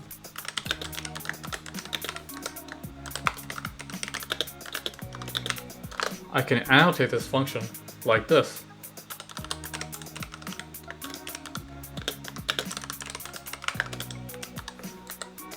And now if I call the annotated function, it will return the results annotated. As we see, sum is taking inputs 1, 3, output was 4. Now this particular form of function wrapping, where you have an outer function that takes a function as an input, and then you have an inner function which adds functionality to that function you pass, and then returns that modified function, is what's known as a decorator. Because you can think of adding functionality as quote-unquote decorating. And since this process of decorating functions is so common in Python and in programming in general, Python actually has its own special syntax for decorators. If we revisit our sum function, the original way to decorate it was to simply do sum equals annotate sum. But did you know that you could have achieved the same effect by simply doing at annotate? Now, if we run sum, we see that it is annotated by using the decorator syntax. Now, at first glance, this syntax may not seem handy because the original way, it wasn't that much code. All we did was this. But the difference between doing it like this and doing it like this is this, you're changing the function at function call by calling it, but this, you're modifying the function at definition. And this is especially useful when, for example, say you're defining a bunch of functions. If your intention is to define them with the same added functionality, you want to create your decorator once, and each time you create the functions or define those functions, then you just have your decorator syntax. For example, if we had multiple functions, sum, subtract, multiply, divide, and power, and we wanted to annotate them, instead of defining this decorator each time, we just define it once, and then we decorate each function like this, at annotate. Now, if we run these functions, we see that all of them are decorated. Now, for a moment, let's get back to our decorator. Let's take all this out. Okay. We can even make our decorator itself sort of customizable by adding another layer. For example, let's say we wanted to give the user the option to make the annotations all caps or not. Then we can add another layer like this. Define annotate all caps equals false by default. Okay? And then what I'll do is I will indent this, and now I will call this annotate func. And because I'm adding another layer, similarly I would have to return annotated func. Now what I'll do inside is I'll write an if statement for if it's all caps is true, it'll make these uppercase, and if it's false, I'll just leave it as is. So what I can do is if all caps equals true, then indent this, else put it right here. But I can use the dot upper method on an f string to make them all uppercase. Okay? So now, if I take just two of the previously decorated functions I defined, sum and subtract, what I can now do is I can customize these decorators. Let's say I want to make this function to be all caps and this function to not be all caps. I can say all caps true, and then all caps false. By the way, since all caps is false, I won't even have to specify this. So actually I can even just take it right out. So now, for example, if I do sum 1, 2, and if I do subtract 10, 5, you can see that the first one is all uppercase, but the second one was not uppercase. Further, let's say I had 3 decorators, decorator A, decorator B, and decorator C. I can even chain decorators on top of each other. Let's bring back our sum function.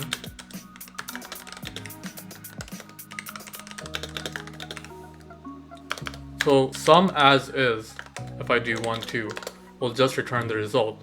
But if I put add decorator A, what will I get? Now if I run it, I see it has decorated the sum function with this print statement.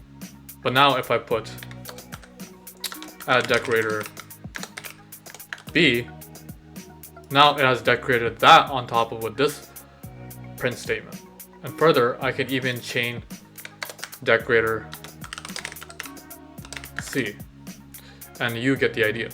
Now the order is important. The way I order this is exactly how it's decorating it. If I were to, let's say, put C here and B here, you can see how the order changes.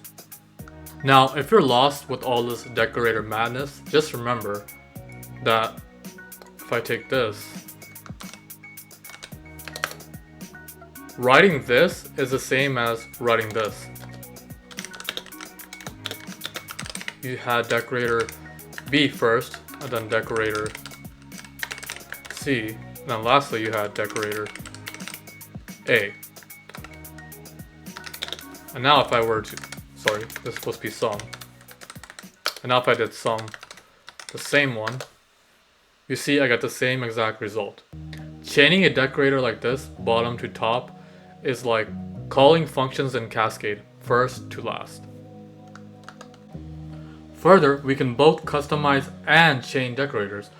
For example, on top of annotating, let's say we want to give the user the ability to repeat the function call as many times as possible. So what we could do is we could define another decorator. So def repeat func, and then we can say def repeated, then the arguments, then even the keyword arguments of that function, and then for underscore in range n. Now I haven't specified n yet, but I will get to that in a minute. Basically that is user specifiable. Then I'll write print for new line so it doesn't get too cluttered, and then I will call the function func args and then keyword args, and now I will return repeated. So this is the repeat decorator so far. Obviously we want this to be customizable so the user can specify however many times they want to repeat the function call. So I can add another layer, def repeat n, and now I will indent all of this, and then at the end I will return repeat. And since I have two functions called repeat, obviously I'll have to give this a different name. Repeat func and then repeat func. Now you may be wondering why I use an underscore. Now typically in a for loop, when you don't care about getting the item, you just care about running the loop for X amount of time, you can use the underscore as like a placeholder. Okay? Now what I'll do, I'll copy and paste my previous customizable annotate function, and I'll bring back the two annotated functions that I defined, sum and subtract, where the first one I wanted it to be all caps and the second one I didn't. I can add a second layer on top of these. Let's say I want to repeat sum 3 times, I can say repeat 3, and if I want to repeat subtract 10 times, I can say repeat 10. Okay? Now if I call sum 3 2, I repeated that function call 3 times and it is in all caps. And if I do subtract 36, I repeated this function call 10 times and it's annotated without being caps. So this is an example of how you can chain decorators and make them customizable, meaning the user can specify arguments to them, as we see here.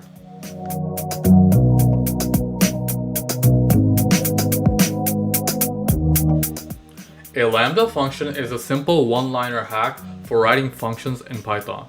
For example, let's say we wanted to create a function that summed 3 values. We could write sum3 equals lambda x, y, z, semicolon, x plus y plus z. After the lambda, you have your inputs, then you have your semicolon, and after the semicolon, you specify what you want to return. Notice that we don't have return anywhere in this expression. That is because whatever is after the semicolon, it is assumed that you will be returning that. Okay? Now, we could have very well created this function by using the conventional def syntax. We could have wrote def sum3, the inputs, and then return x plus y plus z. But the difference is that the lambda can only be written in one line, whereas with the def syntax you can write more than one line. Now the real power of lambda functions is that they can be called as you define them. For example, if we revisit our sum, and let's say we wanted to define it as we are calling it, we could do it like this by using the lambda. We could write print. We keep our lambda expression inside of parentheses, lambda. I will just copy and paste this so I'm save time.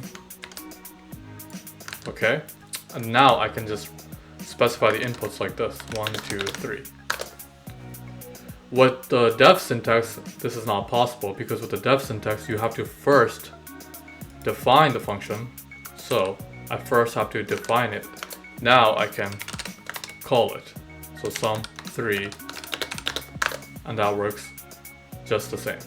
One use case for this is, say we want to pass a function as an argument, and at function call we could create a lambda as the input for the argument. So a good example of this is, say we were to create some function on the fly and we wanted to check the performance or the time it took.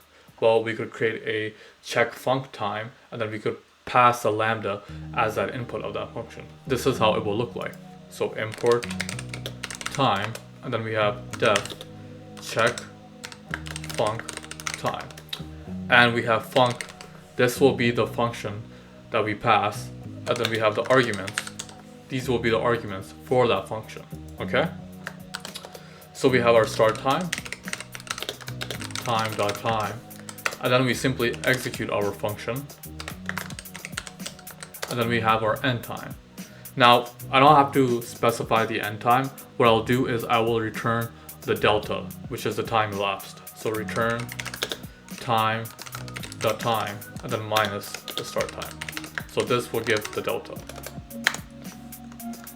So let's say we want to check the speed of a for loop in the minimalist sense, meaning that there weren't really any expressions for it. In that context, how long does a for loop take for a given number of iterations? So we could say check func time, and then we create our lambda. N will be the number of iterations that we wanted, and then I will write a list comprehension. So underscore for underscore in range n, and then for n I will specify 10 million. So 0, 0, 0, and then 0, 0, 0. Okay? Now underscore is, remember I mentioned, is like a filler if you don't care about the item you are getting from your container. In this case, we do not. So running this, we get a little under 1 second. Isn't that quite impressive? Now, if you're following this course in order, you may have not covered list comprehensions. Don't worry too much about that. Basically, they're like a shorter way of condensing a for loop into a list. But we will go more in depth with that later, okay? We can even simplify wrapper functions or decorators. For example, in our previous video on decorators, we had the annotate decorator. So I will copy and bring that here. Now, what this decorator did is it took a function and annotated it at its input and then also annotated it at its output. Well, if this expression can be condensed into one line, then ideally we can take this whole inner function and turn it into a lambda. Well, we can do just that. If we take these two print statements, we can turn them into one print statement. So by simply just doing this, take this out, and then I'll have a \n to create a new line, okay? And now I will just turn this into a lambda. This is taking args, so I will have args, and then I have turned it into a lambda. Now if I take all of this,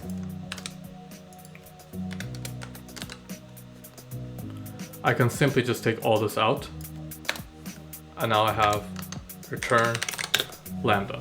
So I have successfully condensed this whole decorator into this simple 2-line function where it returns a lambda for the inner function. And now if I decorate or annotate a sum function, so annotate sum, we can see that the results will be just the same. And indeed they are, okay? Now we can even go further with this logic. We can even create one big line of nested lambdas.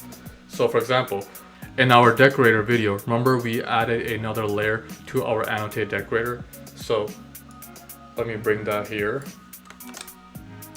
We added this layer of all caps equals false, where it simply just made this decorator customizable to being all caps or not. Well, we can even take this whole expression, we can turn it into one line of nested lambdas by realizing that there's nothing going on in between these layers. Everything that is going on is in one giant expression underneath annotated, okay? So what I can do is I can just simply turn this into a function, and I have done that. So I'll put it right here. So this is like the condensed version of this, okay?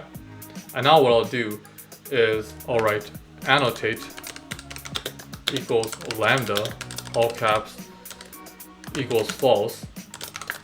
So this is the very top layer. And then the next layer is lambda func.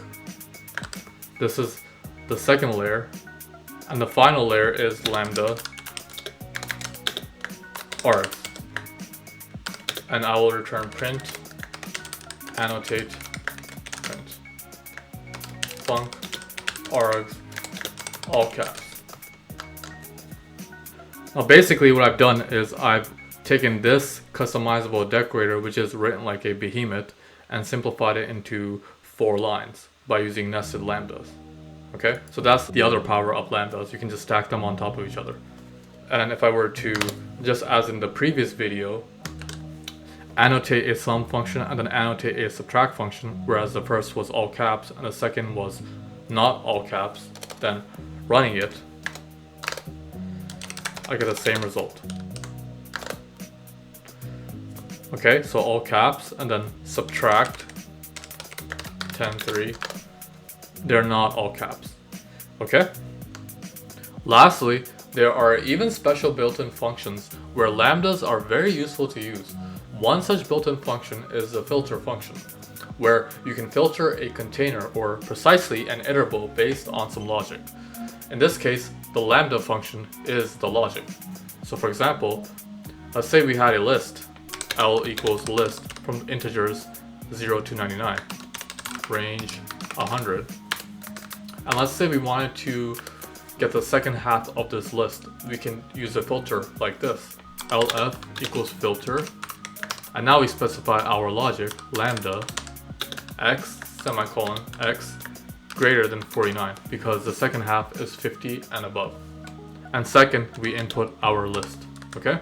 So now if I print LF, I get a filter object, but if I convert it into a list, I get the second half, 50 and above.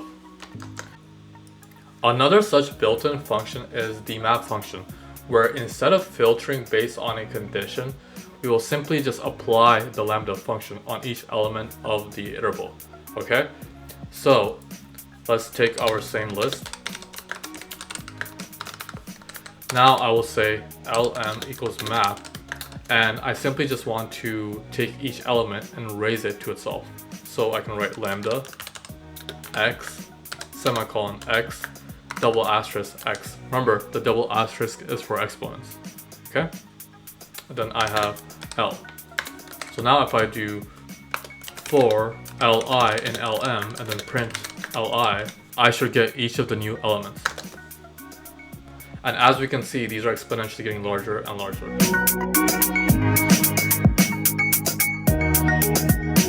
Now, up to this point of the course, we've been focusing on the procedural side of Python. But now, let's shift our focus to the object side of Python, because after all, Python is an object-oriented language. In the procedural side, we define values. For example, we have x, y, and z here, and we created routines. We could have a for loop, we could have a function in there, we could even use if-else statements, and so on and so forth, to essentially manipulate or change those values. But in all of this, there's no real sense of an identity of what's being changed. But with an object, we can bind all of that into one place. The values are now taken as the object's attributes, and we can manipulate all those values by defining methods for the object. Or we could just manipulate the attributes directly. Now, there is a sense of what's being changed. The object, that's what's being changed. Now, technically, everything in Python is an object. We saw this with ints, floats, tuples, lists, and so on. But if you want to create your own custom object, you define what is called a class, which is like a template for defining objects. And think of the object as an instance of the class. The simplest syntax of a class will look like this. I'm going to create a class called car. So first I'm going to make it, and then I'm going to explain what is happening.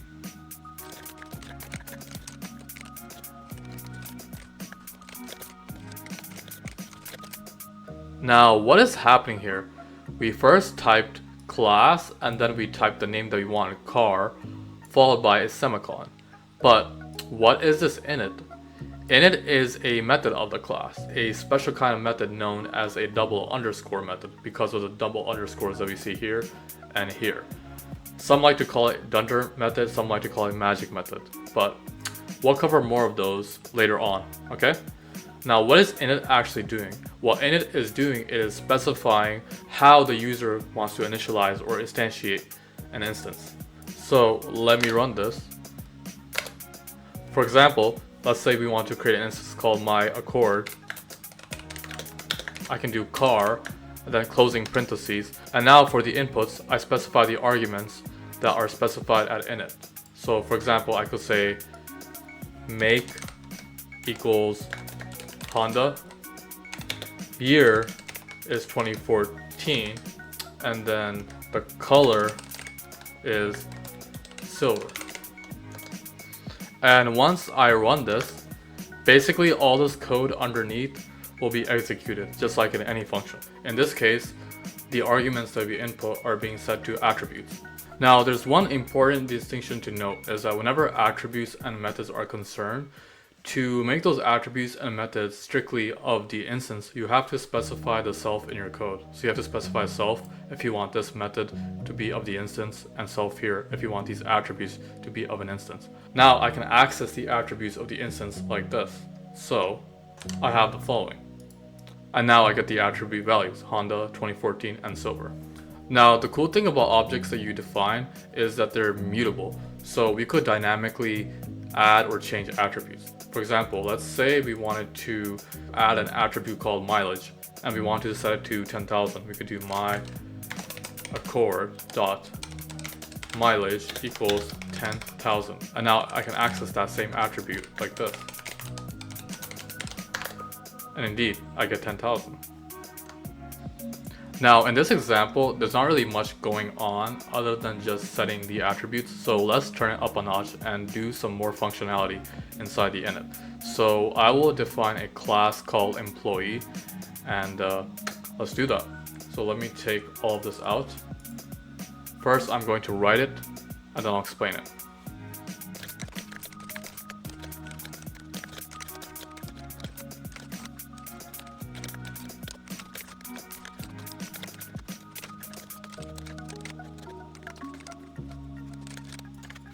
So what is happening here? When the user creates an instance of employee, they first have to specify title, experience, and grade. Title gets set to an attribute, and then by using experience, grade, and title together, we calculate the salary. Now in this, there are 3 stages or steps to calculate the salary. The first step is we check the title of the employee. If the title is technician, they get a pay scale of 1. If it's engineer, they get a pay scale of 1.5. And then lastly, if they're manager, they get a pay scale of double or 2. Next, we check the grade. With the grading scale being a 5-star rating, with the rating of 1, we decrement the pay scale by 20% or 0.2. If it's 2, we decrement by 10% or 0.1. If it's 3, we do nothing. 4, we increment by 10%, and 5, we increment by 20. Now last but not least, we have a logarithmic function that will put the experience and pay scale together and then calculate the salary, which will be set to an attribute. Now the math here isn't that important. What's important to note is that as the experience gets higher, the salary will get more and more, but it will get more and more with less of a less increment, because that's how logarithms work. Okay? Now let's create some instances of employees. So first we have Frank. His title is technician, who has 10 years of experience, and he is an excellent technician, so we'll give him a rating of 5. Now to get the attributes, I will put them together into a nice statement. So I'll say print f-string Frank is a Frank with a salary of dot salary. So So now I get the statement. Frank is a technician with a salary of $91,000. Next, let's create two more instances. So let's have Rick and Bob. Rick is an engineer with 3 years of experience, and he is an average employee, so he gets a rating of 3. And then Bob is a manager with 20 years of experience, but he is not so great, so he gets a rating of 1. So now if we run this, you see Rick is an engineer with a salary of $78,000, and Bob is a manager with a salary of $168,000. So you can kind of see how this equation is being put to play, that despite Bob being a terrible, we can still see that he has quite the salary. Okay? Now there's one issue that I want to point out about this approach. Notice that the salary is defined as soon as you create an instance, and after that, this function never really gets called. The problem with this is that if the user were to change the attribute title later on, the salary would not reflect that. So in order for the salary to reflect that, what we could actually do is, instead of keeping this as an attribute, we could turn it into a method. So, for example, if I try changing Rick's experience to 10, because currently his experience is 3, we will find out that if I take the same statement and print it, the salary will still stay the same. But if I put all of this under a method called salary, okay, and now what I'll do is I'll put all these into attributes. So now the user can change any one of these and the salary will automatically reflect that. Now I'll have to put self in front of all of these.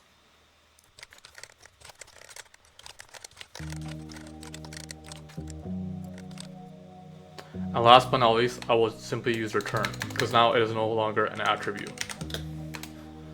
So now if I rerun this,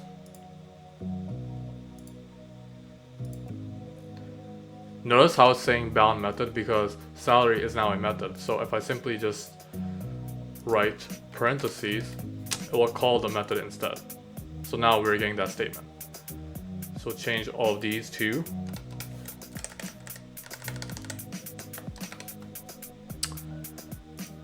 at 3 years, he's at 78,000, but now it is for the moment of truth. We change the experience to 10 years. Will the salary now reflect that? And indeed it does. So this is the power of putting things into a method. Further, let's say Rick's grade also improved. So let's say Rick.grade equals 5, or 5, yeah. Now if I take this statement, now the salary will further increase to 129,000. But what if every time I call salary, I don't want to include those ugly parentheses? I still want to just say salary without those parentheses. Well, this is where the property decorator can come in. And this is how it looks like. I can write at property, and by doing so, I've turned all of this into a property method. Now, for example, let me run this. If I create Rick, now I can just access his salary by just simply .salary. I don't have to include those parentheses. And now if I change after 7 years to experience of 10 years, and then grade is 5 because he improved, running this, everything works just fine. Okay? So whenever you want to access a method as if it's an attribute, you turn it into a property by using this decorator. Properties are especially useful when you want to give the end user the ability to get certain information about an object, where such information is typically calculated from the object's current state. What values do its attributes currently hold? That information gets defined through property methods. In this example that we just did, salary was a piece of information about an employee, and it was calculated by the employee's current title, experience, and grade. And since you are getting stuff, a property should have a return. If not, then it will return none, because all Python functions return none by default. Let's explore another example of properties in use. I've created a class called Cube This is a great example because all three properties, volume, surface area, and surface to volume ratio, are calculated by the cube's current state, what its side length currently is, because side length is the only instance attribute of cube defined at init. So let's run this. I'm going to create an instance called my cube, and it will have a side length of 3. So now if, let's say, I get the attributes, or sorry, not attributes, if I get the properties, volume, surface area, surface to volume in the beginning, but then I'm going to increment the side length by 3. Let's see if these changes are reflected. Print, so I'll write \n, incrementing edge length by 3, another \n. My cube dot side length, and I'm going to increment it by 3, and then I will print the same properties. So as we can see, in the beginning is 27, 54, 2, but after we incremented by 3, the properties successfully changed. Now if I were to change these properties back into attributes, so for example, if I were to replace all of this with just simply attributes, then if I rerun this, as you can see, nothing changed. So this should really instill in your head how useful and powerful properties are. So I'm going to change this back. Okay. Now just as properties give the user information about the object's current state, volume, surface area, and surface to volume give different information about the cube, what if we want the user to be able to change the current state but through those properties? So essentially change the side length but through changing volume or changing surface area or changing surface to volume. Well, this is where setters come into play, and this is how it will look like. So let's first make a setter for volume, then I'll make the setter for the other two. So I will write I rewrite the name of the property, volume, and then I say dot setter. Now the next line is pretty much the same, def volume, but the one difference is that since in property we are giving something back, for a setter we are setting something, so we have to specify the val here of what we are setting. Now it is important that a setter only takes one input, so we can only have one val in this. Okay?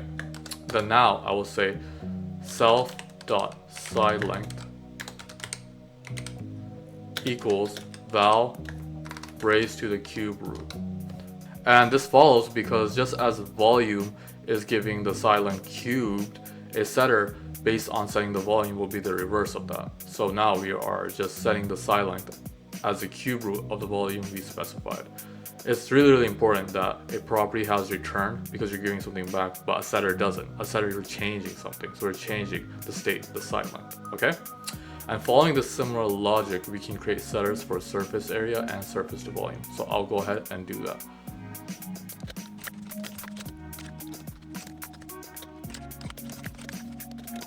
So once again, this setter is the reverse of this formula, and then this setter, surface to volume, is the reverse of this formula.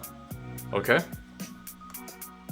Now this combination of having a property followed by a setter is what's known as a setter and getter, and most programming languages have this capability where the user can get information about a state but then also change that state through that same information.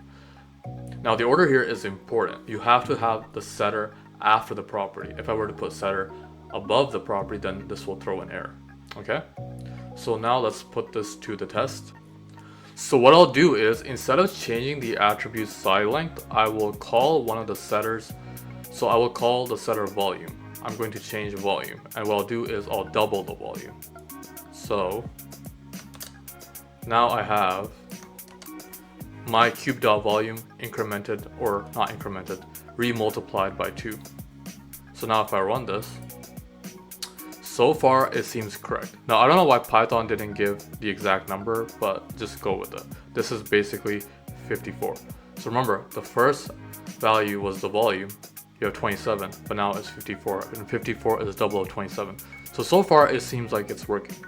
But to really verify that it is working, one thing that we can do is, let me get the side length, print my cube dot side length. Okay, so this is the new side length. Before it was 3, now it's 3.78. What I can do is I can take the side length and create a new instance of a cube based on the side length and see if the values of that cube match this, if all our formulas are correct. So I will do that. Running it, we get this. And indeed, these values seem to match. So the formulas in our setters and getters work correctly. Now, one important thing I want to mention is that whereas a property can work just fine without a setter has to have a property with it. I mean, this makes sense because how do you know what to set if you're not able to retrieve it, right? So, for example, if I were to take this out, right away you can see that we will potentially get an error. And indeed we do if we run this, okay? So I'm gonna put that back in there.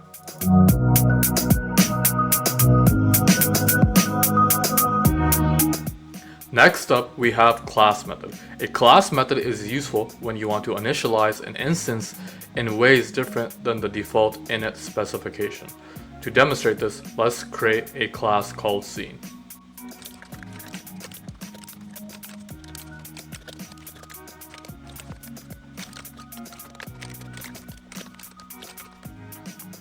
So basically, this class helps you create an instance scene where in the scene you can input objects and the scene has a resolution. Right now it is default the 1K resolution, 1920 by 1080. You can get the area, which is width times height, and you can get the center point of the scene. So let's say the user wanted to create an instance of scene but in 4K or ultra high definition. Then we could say my scene equals scene width set to 3840 and then height set to 2160. And let's say they also want to create a second scene, but now in quad HD. So they can say my scene 2, and the specs for quad HD are width 2560 and then height 1440. Now you can probably see where I'm going with this. Ultra high definition and quad high definition, they're pretty common resolution specs. So instead of having the user input them manually every time they want to create in those specs, why not create predefined class methods that does that for them? Because as of now, the user is only limited to 1K because that is what init specifies in 1K. So let's go ahead and create the class method. We write at class method as a decorator, and then we say def. For ultra high definition, I'll write UHD. And now this part is important. I have to write class, not self, I write class. So CLS, and then I'll just have objects. Remember, we're not putting in width or height. That's already gonna be specified. And now I'll simply return and then call the class. And then inside the parentheses, I include the arguments that are in the init. So I'll have objects. Sorry, this is supposed to be objects, not object. And now I'll set the width to 3840 and then the height to 2160. So now I've created a predefined class method that the user can use if they want to do ultra high definition. Okay, and I'll do the same thing for quad HD. I'll change this to QHD and then I will copy the specs of this over here. And just to really drill it in, I'll do one more for full HD, which is basically 1K. Okay, so FHD and then the same specs that are already here. So I know, creating an instance by default already does that, but just if the user wants to be meticulous, they can even specify FHD. So now what I can do is, if I create 3 scenes, I have a large scene, a larger scene, and then a largest scene, because quad HD is larger than full HD and ultra high definition is the largest.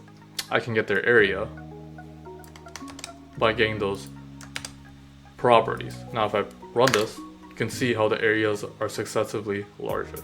So this is how you can use class method if you want predefined specifications that are different than what your init specifies. Okay? The important thing is how I'm calling all this, whereas in the regular instance I would just have like scene and then the parentheses. With a class method I have to do dot and then specify that class method that I want. For example, FHD, QHD, UHD, and then have the inputs in that parentheses. You should get the idea. And all of this, I'm not including any objects, but you have the option to include objects if you want. Now with class methods, there's actually much more you can do than just creating predefined specification, because like with any function, these are functions after all, you can bloat them as much as you want.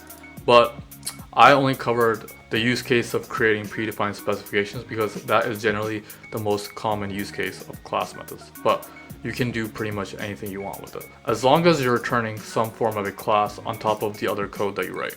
Okay? Cool.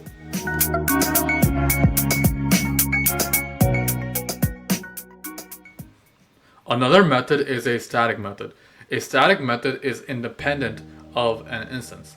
Now, we just covered class method, but I like to think of static methods as the real class method, because when I think of something that's for a class, I think of it as being independent of an instance. Well, that's what a static method is it's independent of an instance. The best example of this is a calculator, where let's say we want to create a calculator object where we could customize the calculator however we want it to look. But how the calculator operates doesn't matter how you make it. It still has the same operations. So for example, let me go ahead and create that class.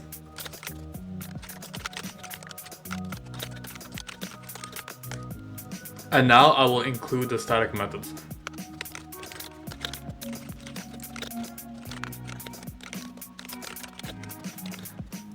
Add, subtract, divide, and multiply, because these are universal to whatever calculator that we make. So this is the syntax. You have to have the add static method decorator, similar to what we saw for our class methods. And the difference is now we don't include self. We can just put the inputs as is, because in static it's independent of the instance. So for example, let me run this. Now if I were to create a calculator, my calculator, the theme is going to be dark. The font is going to be Consolis, my favorite programming font. The width is going to be 10, and then the height is going to be 20. Okay? Now I can use this calculator by calling the static method. So here I have tried all 4 methods: add, subtract, divide, and multiply, and I get the results. And it didn't matter whether we created an instance or we called the class directly. So if you use the methods with the calculator class directly, the result is the same, because like I said, these are static methods. Okay?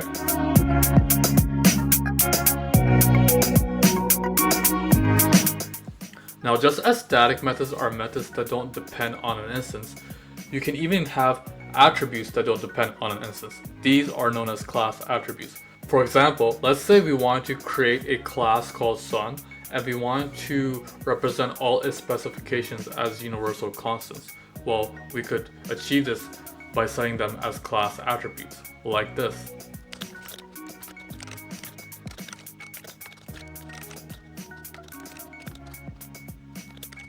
So now all these specs are constants of the sun. You have the radius, which is 695,000 kilometers. The volume is approximately 1.3 million Earths. The intensity is a little over 1,000 watts per square meter. You have the mass equal to roughly 330,000 Earths, and then the age, I believe this is, you have a comma here, and then you have a comma here, 4.6 billion years. Isn't that quite amazing? Another great example of where we could use a class attribute is, let's revisit employee.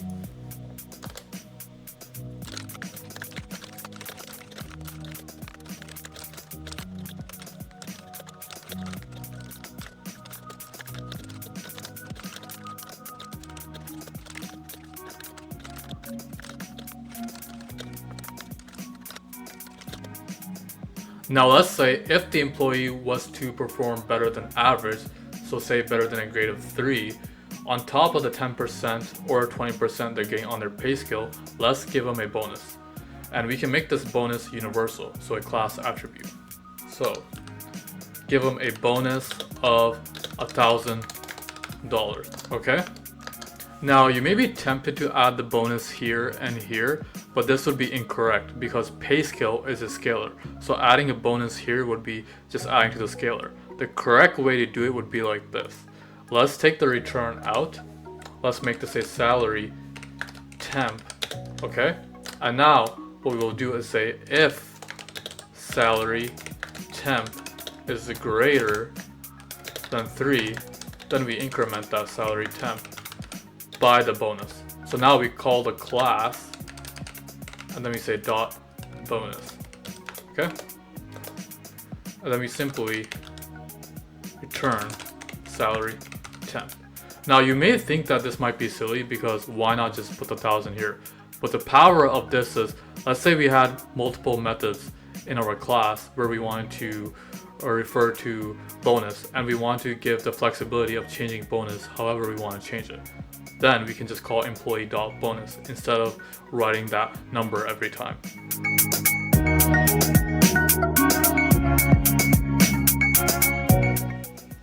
Now earlier in this course, when we first covered the init method, we briefly mentioned how it is known as a dunder or magic method. Dunder was short for the fact that it had 2 double underscores. Now we didn't really cover why it had those 2 double underscores, but now let's dive right into that. It turns out that Python has many methods with double underscores that a user can define for a class. And the idea is that these methods allow the instance to emulate some sort of built-in behavior. For example, can 2 of the instances be added with a plus? Can the instance be put in a print statement? Or how about can the instance be deleted with the del command? With this, the instance can now behave more like some of the built-in types that we saw, such as an integer, or a list, or a string, because these you can delete it, print it, or add them together, okay? And what's cool about this is that since these are methods and hence functions, you can now define what you want to do under these situations. With the init method, we saw that it emulated initializing an instance, so the programmer can define what to do at initialization. But now, let's cover some of these other methods. Let's first cover the call method. So let's revisit our class cube.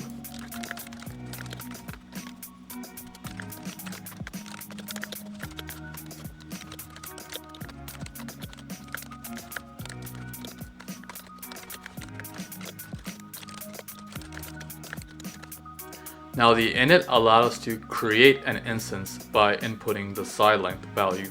But what if we wanted to call an instance by inputting side length? So basically, you could change the side length by simply just calling the instance. So we could achieve that by doing this, def call, then self. I'm gonna go ahead and copy this code because it's the same. Okay. So now, if I run this, if I create an instance of the cube with side length 3, so I'm getting the side length attribute and then the properties. If I wanted to increment the side length by 3, I could simply do that like this. So I can now simply just call the instance. So when you say you're calling an instance, all you really do is you get that variable name with the parentheses and then you input the inputs that the call method specifies. So this is how you would call it. And now if I run this, okay, and if I try to access those same attributes and properties, you can now see how they have updated, okay? So that is how using the call dunder method works. Next, let's cover the del dunder method. This method allows the instance to emulate what would happen when you use the del command on the instance, okay? So let me take all this out. Now let's say we had a class called session, so class session, and when creating an instance of session, we just define how long it is. So the duration self dot duration equals duration. And now let's say each time we create a session, that session contains sensitive data. So whenever the user wants to end or delete the session, we want to prompt them with a message that they should be careful because they might lose sensitive data. So the way that we can achieve this is we can say def del self and then print our prompt. Potentially fatal action. Sensitive data may be lost. Okay? So now let me run this. If I now create a session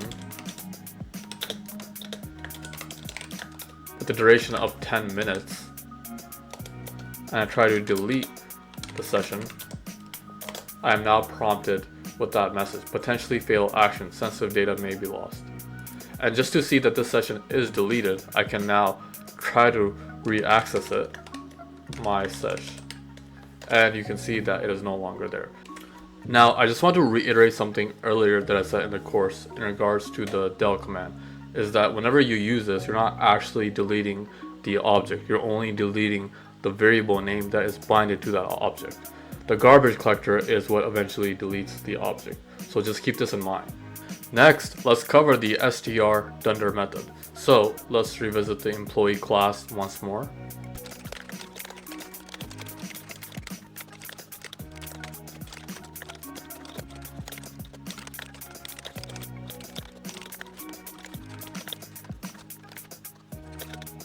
Now on top of what we have here, let's say we want to give the user the ability to get information about an employee put together into one statement every time we input that employee instance into a print statement. Well, this could be achieved by the str dunder method because that method emulates that print behavior. So we can write def str self, and I will return an f string. So return f string self dot name is a self dot title with years of experience performing at a grade of, and now for emphasis I will put an emoji for the 5 different performance levels, and now I will go ahead and create those emojis.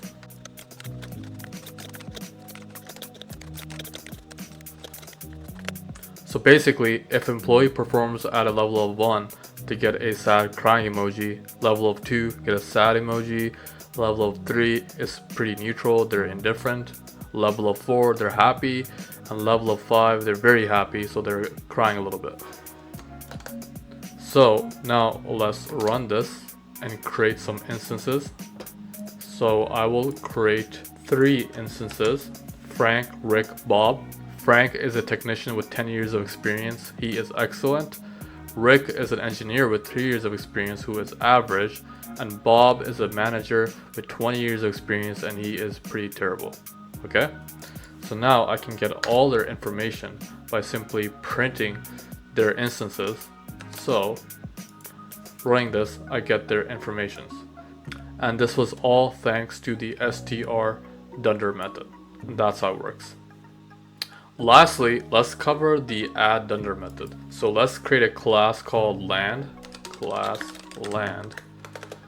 It will take as input how many acres that land is. So acres, I will default that to 1,000 acres. So self.acres equals acres. Okay? And just to really instill the previous method that we cover, I'll also include that as well. Def str self, and then I will return f string. This land has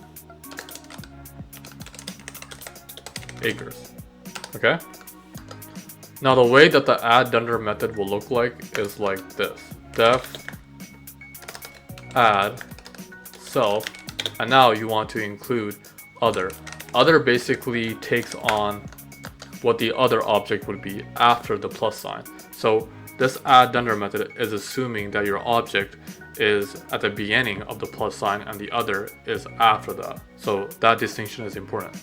So what I'll do is if isInstance, you use isInstance to check the type of an object. Other is another land object. Then I can simply say return a new instance of land, but with their acres added. And if this other object isn't a land object, for now we'll just assume that it is a number, but obviously it could be other types. Assume it is a number, and then simply I'll take this statement, put it here, I'll take the land out, and then since we're assuming the other is a number, it's just adding the other. Okay? So let me run this.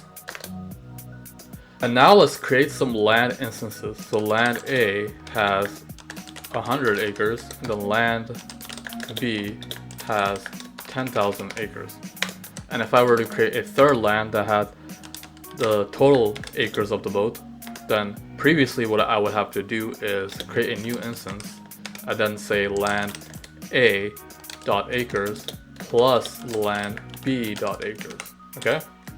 But because I have this add_dunder method, I could achieve the same result simply by doing this. Land D equals land A plus land B. So that's the power of the add_dunder method. Okay? And so I will print land C, and then I will also print land D. And this print will also work because remember, I have the str method here. So let me run that. And indeed it works. Okay? And just for safe measure, let's try doing the other case of this else statement. So remember, I'm assuming it is a number. So I will say land E equals land C plus 2,000 acres. So now if I do print land E, I get that result. Okay?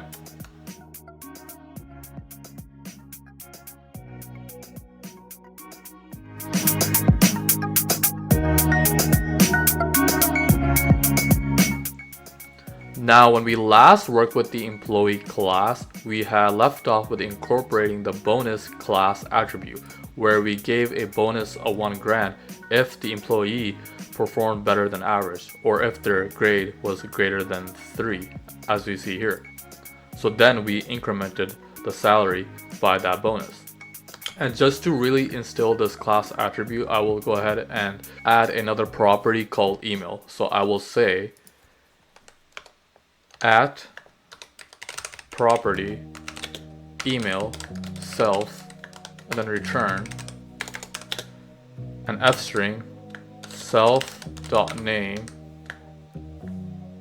at employee.company.com.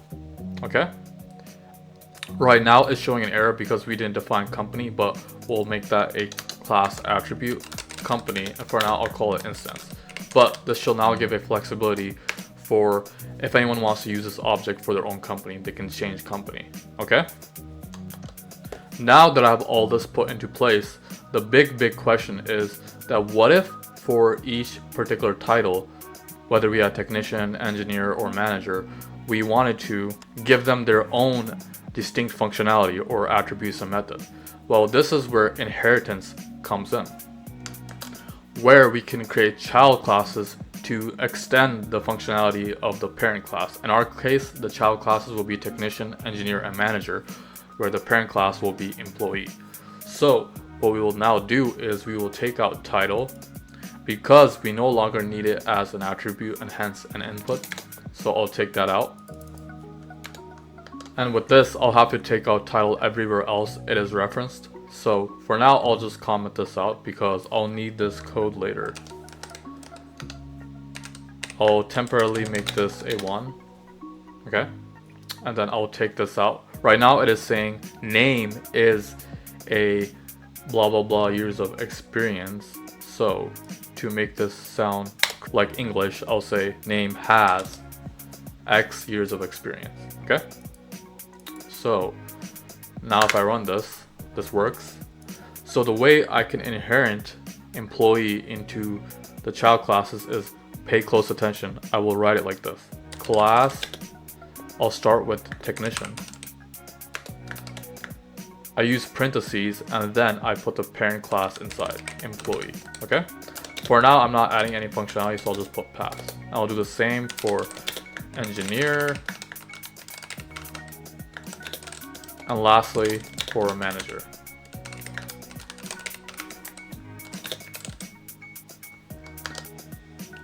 Now, as of now, though each of these child classes don't have their own added functionality, simply by just writing this with a pass, we have inherited everything employee has for each of these. So basically, literally everything. From the emo property, the salary property, defining the attributes at init, the class attributes, and even the str dunder method. Everything. And to put that to test, we can create some instances. So let me run this. I'll start with creating 3 instances, Muhammad, Ali, and Abdullah. Muhammad is a technician. Obviously we have his name. With 4 years of experience, he performs average. Ali is an engineer with 10 years of experience who performs good but not great. And last but not least, Abdullah is a manager with 20 years experience who is bad but not the worst. By now you may be noticing I have a thing against managers. I always give them poor ratings. So let's just roll with that. Now let's go ahead and print the instances and get their emails. So to do that, I can do this. Okay, getting the email, and then simply by printing the instance, I'm getting their information thanks to the str dunder method that we had covered. So running this, I get just that, okay? And now that we've tested that simply just creating child classes inherits everything, let's now actually add some of their own functionalities, because after all, that is why we create child classes in the first place. So the very first thing I'll do is I will add their pay scales. Now up here, I had just commented out this code, but to incorporate the different pay scales for each type, this is how we can actually do it. What we could do is we could turn it into a property. So we can say at property pay scale self, and then I can say return 1. So for just the employee default, the pay scale is 1, but this is how I will differentiate it. What I'm actually going to do is turn this into self.payscale. So now I'm referencing that. And now I have pay scale everywhere, okay? So now what I can do is I can take that same property and I can differentiate it for each type. So I'll say return 1 for technician, return a 1.5 for engineer, and then last but not least, return a 2 for manager. Now technically for the technician, I don't need to put this property because since it's saying 1, the employee already has 1 by default. So I'll take that out. And now I want to add some more functionality. So something that a technician does is they solder and they weld. So I can say def solder self, and I won't actually do anything. I'll simply just print that they're soldering. So print fstring self.name has soldered. I'll do the same thing for weld. Take this, put it here, weld has welded, okay? And for the engineer, let's say he's like a mechanical engineer and he drafts. So I can say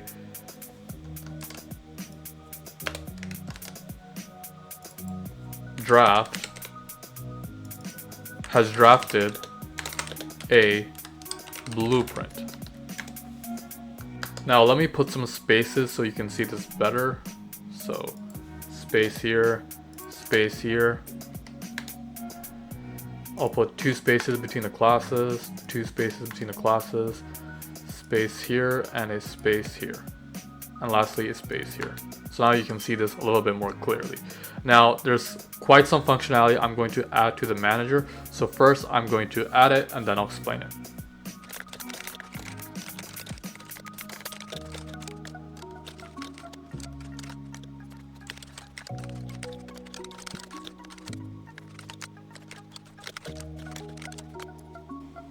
So the manager has a method called meet and takes the input of time.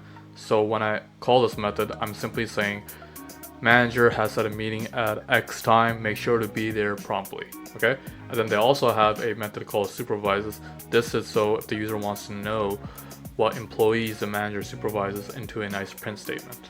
Okay, it starts by saying supervises, then it's going to the employees and getting their names. Now speaking of employees, I am inputting the employees at init and I'm putting them together into a list one by one. And as I'm going through each of the employees, I am checking that they are an employee object. And this is done using the isInstance method. Now one tidbit about the isInstance method is that it won't just return true if employee is strictly an employee class, but it will also return true if employee is any one of employee's children. So it will return true for technician, manager, engineer, any of that. Now you may have noticed how there are two init methods. We have an init for manager and we also have a init for employee. The question is, which init will actually get called? Well, it depends on which instance you're making. If you're making an instance of the parent employee, then this init gets called. But if you're making an instance of manager, the child, this init gets called. And the very reason why I made a separate init for manager is because for every other employee, you just need name, experience, and grade, but the manager takes in the employees as well. Now, this whole phenomena of having two inits, one for the parent, one for the child, is what's known as polymorphism, because now a method or attribute, in this case init, can take on many forms, where the child form always overrides the parent form. Now let's put all this added functionality to the test. So I will have to rerun all my classes, employee, and then running the child classes again. So I have Muhammad as technician, Ali as engineer, and Abdullah.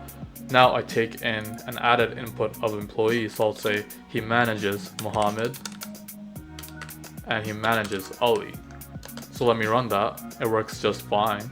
And now since Muhammad is a technician, I'll say Muhammad dot weld, and I'll say Muhammad dot solder. Okay. For Ali, he's an engineer, I'll say Ali dot draft. And lastly, for Abdullah, he has two methods, meet and supervises. I'll say Abdullah setting a meeting at 4 p.m. And then lastly, Abdullah supervises. So now if I run this, you can see that for Muhammad, I get the email, I get the information as a print statement because of the str method. He welds, he solders. For Ali, I get the draft method. Ali has drafted a blueprint. And then for Abdullah, using the meet method with the input of 4 p.m., I'm getting Abdullah has set a meeting at 4 p.m. Make sure to be there promptly. And lastly, I can get who Abdullah supervises by using the supervises method. Abdullah supervises Muhammad and Ali. Now, just as the child extends the features of the parents, the opposite isn't true. For example, if I were to say Zain, employee, the parent, 8 years of experience, terrible performance, but now I tried saying Zain.solder, because solder is strictly only for the child class technician, this will throw an error. And indeed, it does. Employee object has no attribute solder. Now, if we go back to our init method for our manager class, you may notice some redundancy in our code. These three lines where we're saying the name, experience, and grade are the same three lines that we see in the init for the employee. So is there a way that we can eliminate this redundancy? Well, there actually is. This is where the supercharged technique comes in, and this is how it will look like. So what I can do is I can take all of this out and pay close attention. I'll say super parentheses dot init. And now what super is doing is that it's referencing the parent class that's a level above this class. So employee is a level above manager, so it's referencing the init of employee. So we simply just take these name, experience, and grade inputs and put them here because those are also the inputs of employee. Okay? So now, simply by adding this line right here, I have now also called the init of employee inside the init of manager. So now these three lines will be reached. Okay? So now I can rerun everything. I don't have to rerun this because I didn't change anything here, but I will rerun this section because manager has changed. And if I rerun this and then rerun this, everything works just fine. And I'll take this out. Now the cool thing about inheritance is that we can inherit as many times as we like. This is known as multi-level inheritance. So take for example this. We have mechanical engineer, which is a child of engineer, but an electrical engineer is also a child of engineer. Developer is a child of employee, and they have a method called programs, where we simply say that that developer has programmed. Then backdev is a child of developer, and so on and so forth. Where now we have a polymorph of the programs method for React Dev. He has just programmed using react.js. And the same principle applies here, where for each level, all the children extend the attributes and methods of their parent. Now, just as there is multi-level inheritance, there's also multi-class inheritance. So, to demonstrate this, let me go ahead and make one of those childs that I had just talked about. Class, developer, employee, which they had their own method, programs, self, print, self.name, has just program. Okay? Now what I'll do is I'll create another class called software engineer, and now pay close attention. Whereas in multi-level or just regular inheritance, I just included one class. With multi-class, I can include multiple classes. So I can say engineer, comma, and then also developer. For now, I'll say pass to just leave it as is. So now I have the methods of both those parent classes. To test this, I can say, let me run this, an instance called Dave. He is a software engineer. Name is obviously Dave. He has 3 years of experience and he's pretty good, but not the best.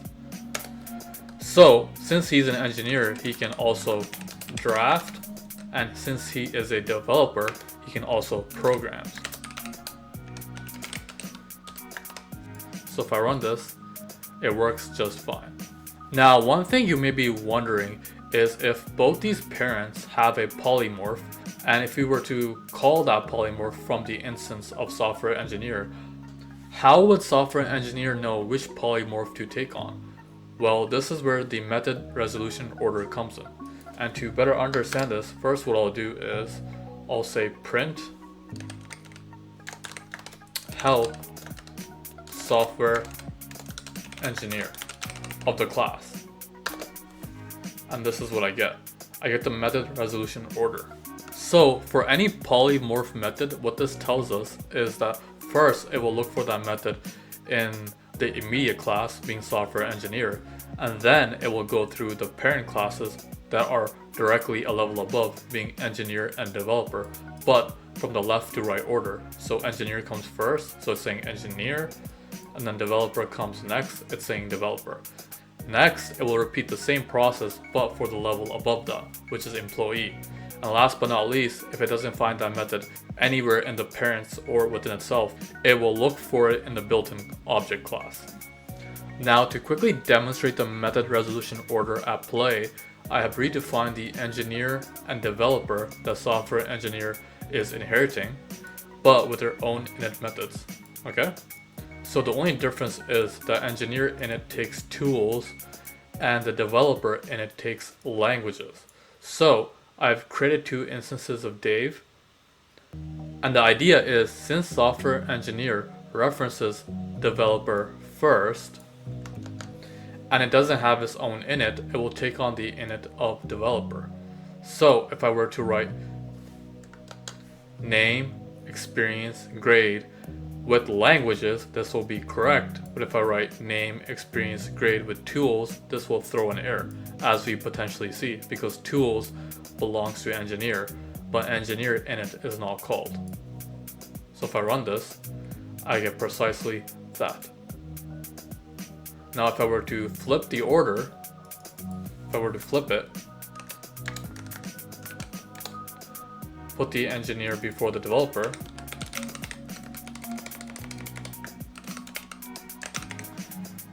now tools will be fine, but languages will throw an error.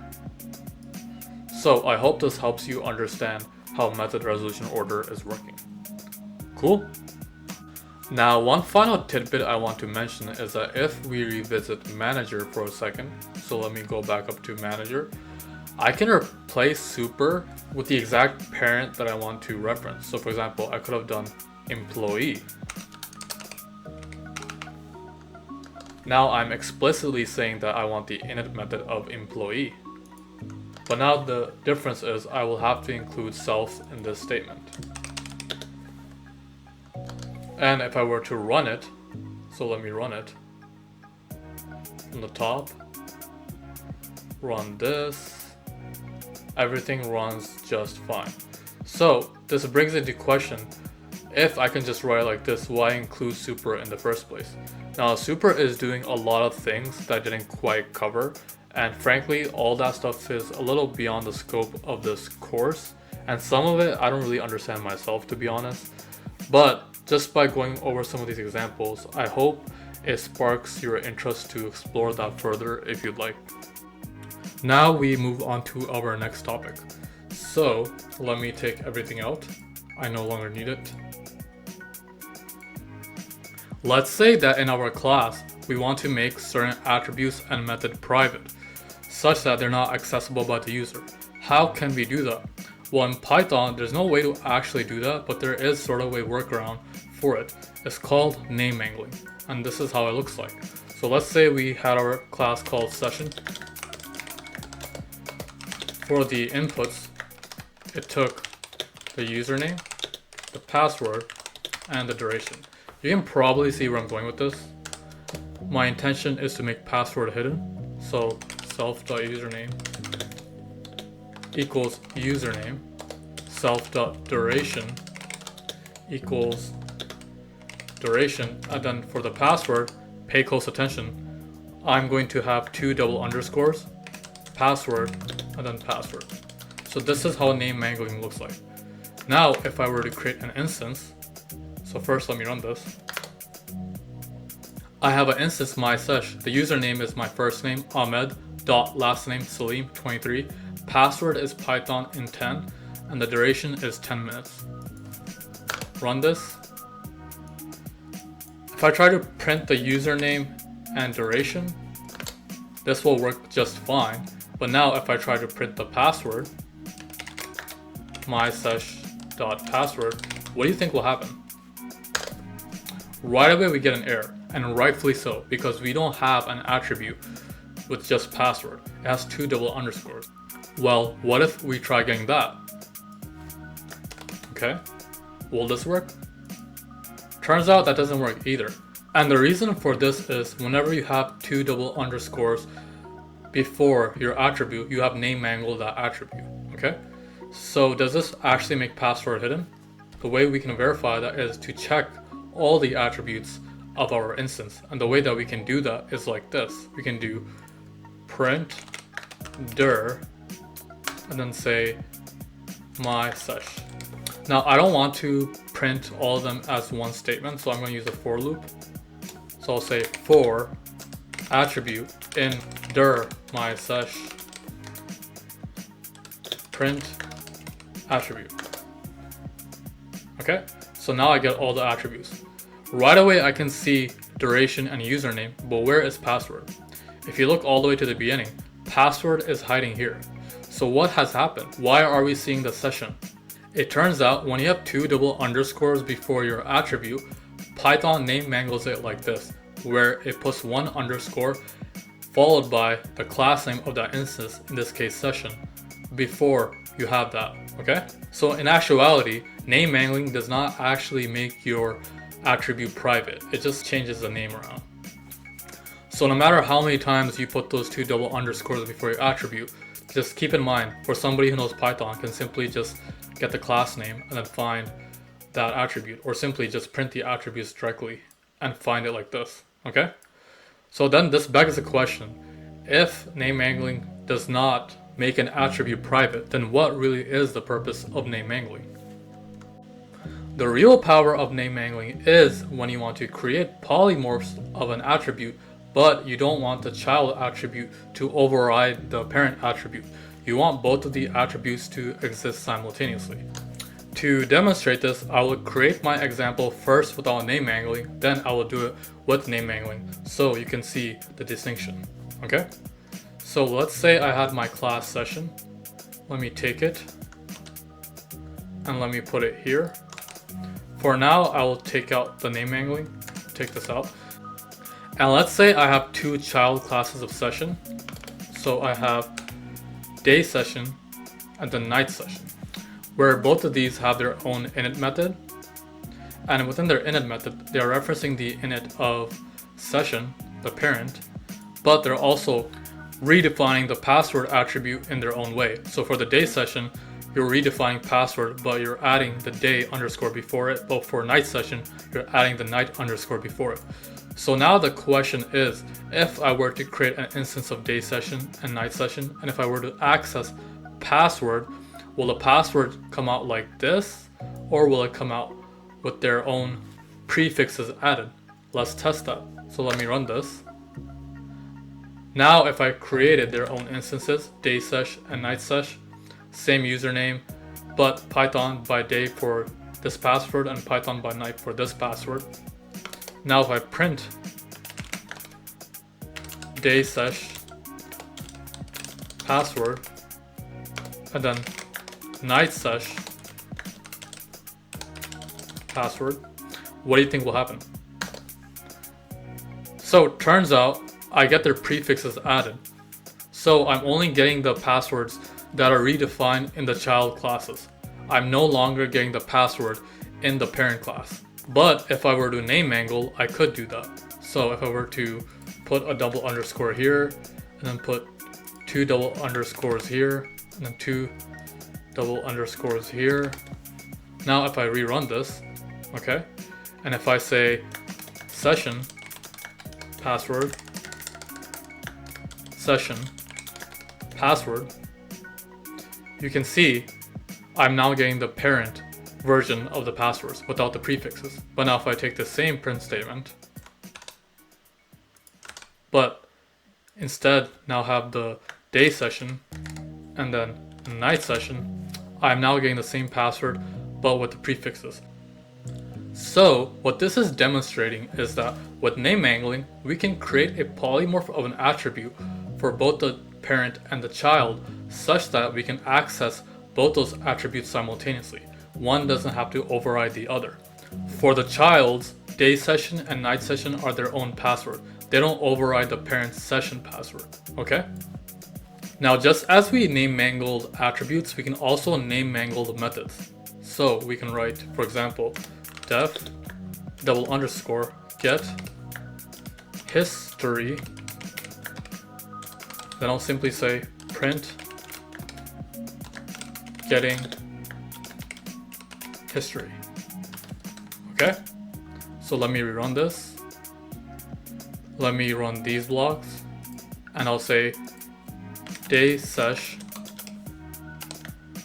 session get history.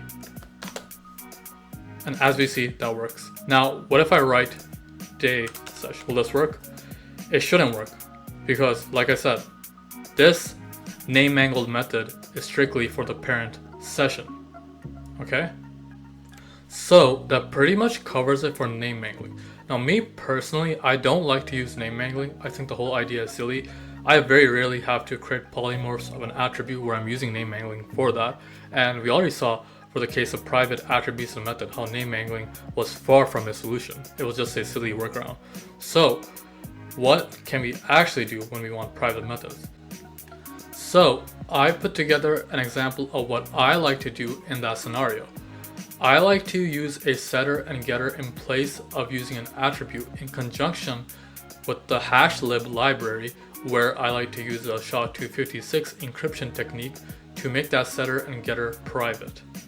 So I redefined the class session incorporating all of this. I'm taking the same inputs, username, password, and duration. Both username and duration are set to an attribute as they were, but password is now set to the setter and getter. The online status is initially false, and then I'm calling the login method I have down here with the password input. So now let me go over that setter and getter. If I try to get password, I get this message, do not have permission to retrieve, because you can never get the password. But if I try to set the password, what happens is this value of the password gets sent to the SHA-256 encode function. Now how does this work? This function, all it is doing is it is taking the value that you input and it is encrypting it into a SHA-256 hash string, which is a very, very long string of random characters. And for any encryption encode function, we have a complementary encryption verify function, where now we take the hash that was returned from the encode and we try to match it with any password that we create in the future, and we return true or false if that hash is indeed the encrypted version of password. So this is how we verify what we encrypt, okay? So now if I go here, I'm encoding the password here, but now when I put the password inside login, I'm trying to verify it here. And once it is verified, if this verifier turns true, the online status turns to true. And for log off, I simply just turn the online status to false. So now if I call an instance of session, same username, same password, I can now log in after I created the password. I'm then going to try retrieving the password and then the hash. I'm going to log off, check the status, log back in, and check the status. So let me run all this. And right away you can see that when I try to get the password, I got this statement, do not have permission to retrieve, because I can't get the password. If I print the hash, I get the hash string, but this is useless because encryption is one way. You can never get the password just by this. If I log off, the online status is false, and if I log back in, the online status is true. So I hope this gives you an actual solution on how you can make a attribute private. Now I know it is a lot. I have covered encryption, which is sort of beyond the scope of this course, but this is what I like to do, so I thought I would share it, okay? Now, so far up to this point, in all of our previous examples, we've been throwing print statements whenever we didn't want a certain behavior. Now, this doesn't actually stop the program, but it just throws the print. If we want to throw a message and stop the program due to some certain behavior, then we can raise what is called an exception.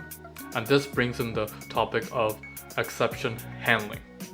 So the simplest syntax looks like this. I can say raise exception, and then I put my message inside, invalid action. If I run it, right away you can see how I'm getting this exception message, exception invalid action. This was the exception and this was the message. This raise keyword followed by the instance of the exception class with the input being the message you want is how Python under the hood throws exceptions and halts programs. In fact, Python has its own exception hierarchy shown as follows. We start with base exception and then we trickle down to all the various exceptions that we see. Some of the popular ones being import error, OS error for your operating system error. You can have runtime error to control any runtime issues. You can have not implemented error if a part of a code is not currently implemented. You have system error if, say, the system can't handle that. You can have type error if the object type that you specify is incorrect, value error if the value you specify is incorrect, and there's many more. Now, I'm sure there are like functional differences between each of these exception subclasses. I, for one, am not aware of those differences in functionality. I don't really dive too much into that. What I typically do is I just use the different exceptions by their names and simply input the message I want. That way, I can give the user a clear distinction on what type of error they're getting. For example, if the user runs into a scenario where they've specified an invalid type, I can say raise type error invalid type. Okay? Or if say there was an error where the server crashed, I can raise a system error and say server crashed. Now I can even extend the exception hierarchy and create some of my own personal exceptions. And the way that this would work is how it works with any classes. You can create a child class, say class server error of system error pass, and now I can raise the same error, but now I can say server error instead. So it's more precise on what the error is a server error. Now there's more to handling exceptions than simply just throwing or raising those exceptions. We can also control how exceptions are thrown. For example, let's say we were to create a divide function, def divide, where x is the numerator and y is the denominator. If the denominator is 0, then we can raise an exception. Cannot divide by 0. Okay? Else, we return the result. So this is how we can control throwing an exception by using an if-else statement. So now if I try doing divide 7 by 0, I get this message. Luckily, Python already has an exception built in for this. If I were to simply just do 7 by 0, I get 0 division error, and then division by 0 message. So this is built in for Python already. But what if we want to do something else other than throw a 0 division error? What if we want to ignore the exception and give an answer of 0? Then this is called catching an exception, and we can achieve this by using the try and except block. So if we take our same function, let me take it, put it down here, I can now replace the if statement with a try block. So I'm going to put that up here, try. I'm going to try returning x divided by 0, but in the case that I raise the exception, 0 division error, I'm going to catch that exception using the except keyword. Okay?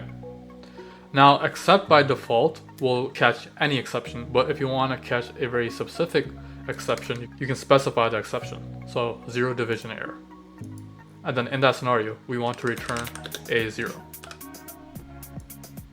So now, if I try doing print division 7, oh sorry, not division, divide 7, 0, I get 0.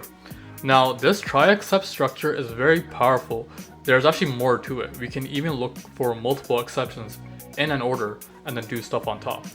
Take this for example. In this, we are trying the statement in the try block, but first we are looking for a type error. If the type error is caught, we are executing this statement, whatever is underneath this block. And then if type error is not caught, we are then looking for a value error, okay? And then this block is executed. If both type error and value error are not caught, then we are looking for a server error and executing this statement, and so on and so forth. And if neither are caught, then we can specify an else. What else will do is it will execute a statement if none of these exceptions are caught. And then you will have a finally block which will execute code anyways, regardless of which scenario you hit. Okay? So let's see a use case of this. So I've done two things. First, I've created my own exception, len error, which extends exception. And I call it len error because it will return an error whenever we have the wrong length of our item. And then I create a class called color. Inside a color, I take its RGBA components. RGBA is 3 components, so the length of component has to be 3. If it's not 3, I throw a len error with a message, please enter 3 components. And then I go through each component.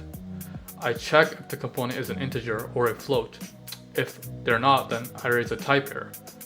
These must be integers or float.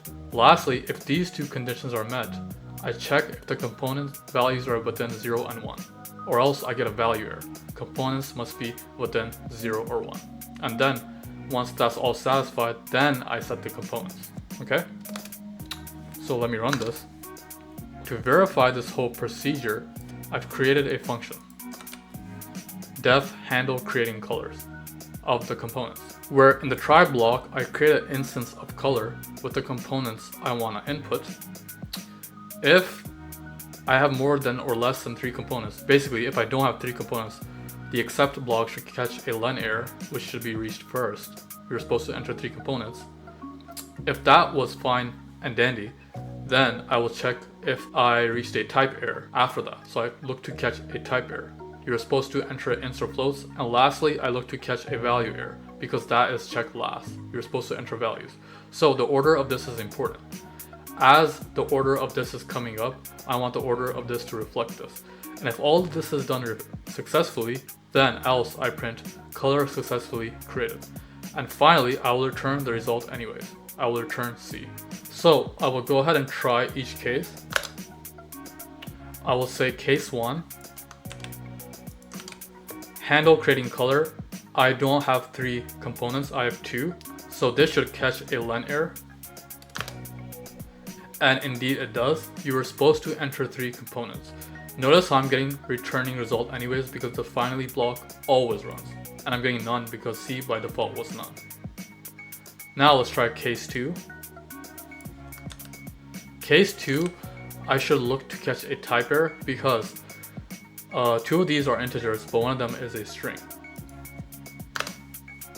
You were supposed to enter ints or floats, so I got this message. Again, the finally will print anyways, and I get none. Next, let's try case 3. So this is case 3. All of these are integers or floats, but one of them is greater than 1, 1.2. So this shall now catch a value error. Let's run it.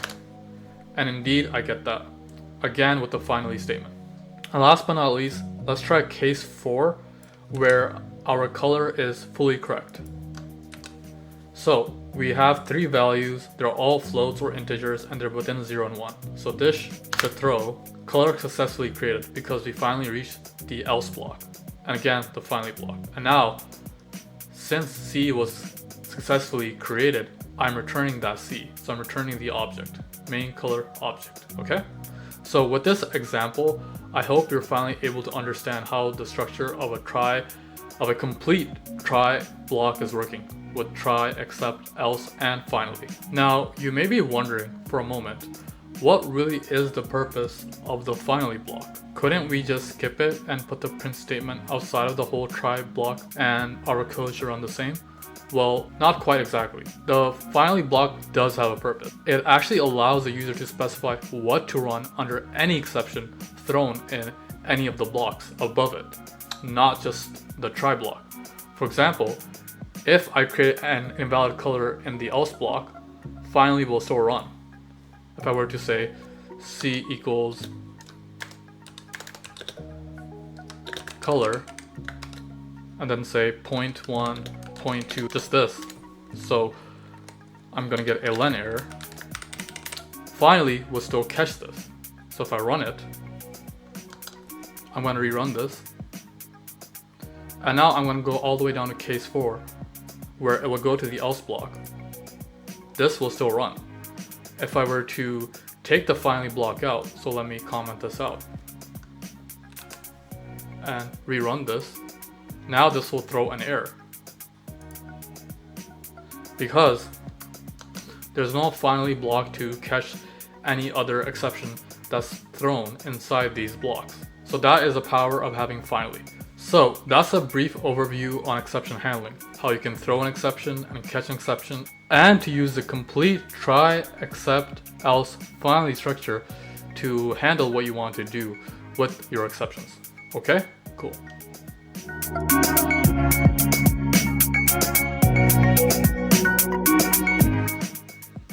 Earlier in this course, we talked about for loops and went over sequences that loops can work on. But this begs a question, what does it mean to be a sequence that a loop can work on? Well, to answer this, we have to understand what Python is doing under the hood in a for loop. Whenever we put an object in a for loop, in this case a list like this, Python is doing two things. First, it is attempting to convert the object into an iterator object using the iter function. If that fails, a type error will be thrown. For example, these are all object types that iter will work on: a list, a tuple, a set, a frozen set, a dictionary, and a range. The common theme here is that these all have a sequence type nature where you can iterate through them element by element. For this reason, iter can also work on, say, a string. So I can do print iter and then my name, a string.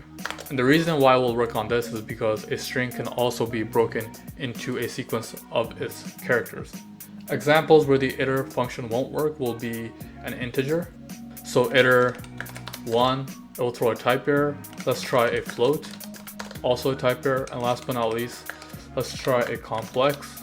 This will throw an error as well, because obviously these don't have a sequence type nature. So that's the first part. The second part is that once your object is an iterator, the next function should be able to work on it. And this is precisely what the for loop will do. It will apply next at each step of the iteration to jump to the next value in the sequence. This can readily be demonstrated by a list. So first, let's apply the iter function on it. Iter, because we have to do the first step. Integers 1 to 5. Great. Okay. Now let's apply next and see what happens. Print next L. So now it has jumped to the first element. What will happen if we apply this again? As we guessed, it jumps to 2, the second element, and if we do this 3 more times, it will jump to the remaining 3 in order. 3, 4, 5. But what if we try to apply next one more time? Well, now it'll throw a stop iteration exception because our list only goes up to the value of 5. After that, there are no more values, so there's nothing that next can retrieve. That's why it's throwing a stop iteration. So this whole process where it first applies the iter function and then it repeatedly applies the next function until a stop iteration is caught is what the for loop is doing behind the scenes. The reason why you don't see the stop iteration is because the for loop knows to stop when it catches that. Okay? And with this very criteria, you can actually define your own iterator. So let's start with a minimal example. A simple counter where you start with 0 and you count up. So first, I'll create it, then I'll explain it. So class counter def iter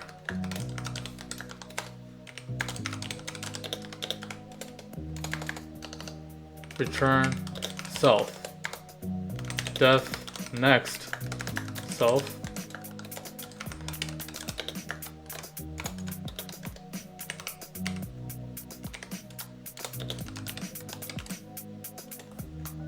So this is the most minimal an iterator can get.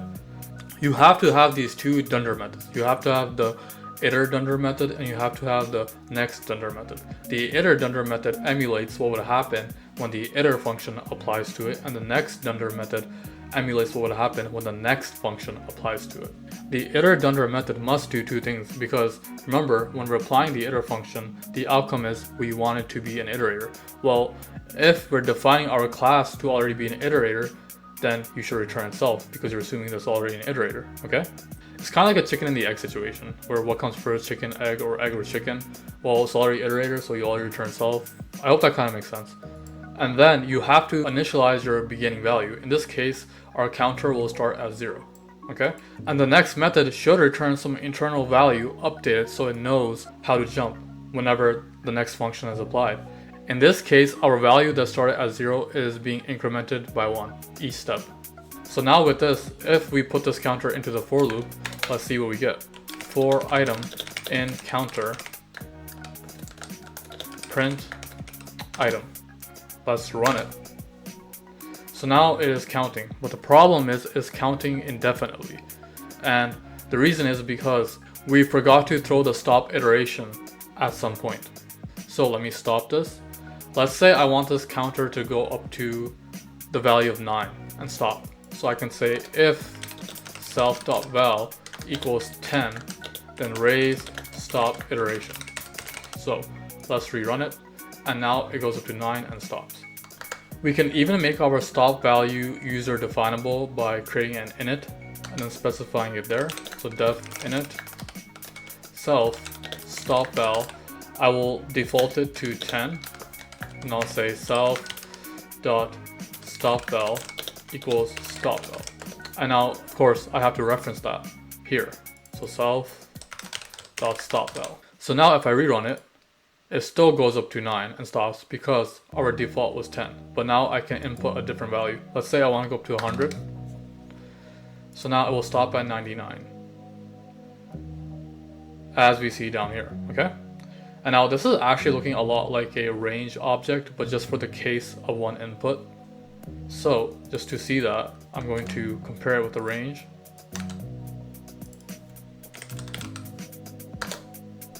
And that also goes up to 99. So we effectively created a counter that is like the range. Now one nuance I want to mention is where in your iterator you initialize your start value, because oftentimes this gets mixed up. Should you initialize it in the iter method or should you initialize it in the init method? Okay, so for a moment, let me initialize it in the init method, comment this out, say self.val equals 0. The problem with this approach is if the user were to create the counter outside of putting it directly in the for loop, say like this, c equals counter 100, and now I have to make this c. You know, I'll actually make this 20 so we don't have too many numbers. So if I run this, see, it seems to work fine, right? But the issue is, unless if this is what you deliberately want, a user could simply do this. c.val equals 10, and now it'll start at 10. Okay, so now every time our iterator goes into our loop, the user can change how it wants to start beforehand. But if you want to force the idea that you want to start at some predefined value every time, for example 0, then you should always initialize it in the iter method. I hope that makes sense. So if I were to take this out and put it back here, now if I try changing it, it's not going to have any effect. And the beauty of all this is, with what we now know, is virtually any object can become an iterator. For example, let's revisit our manager class. So let's say, let me bring back the employee class, but much more simplified.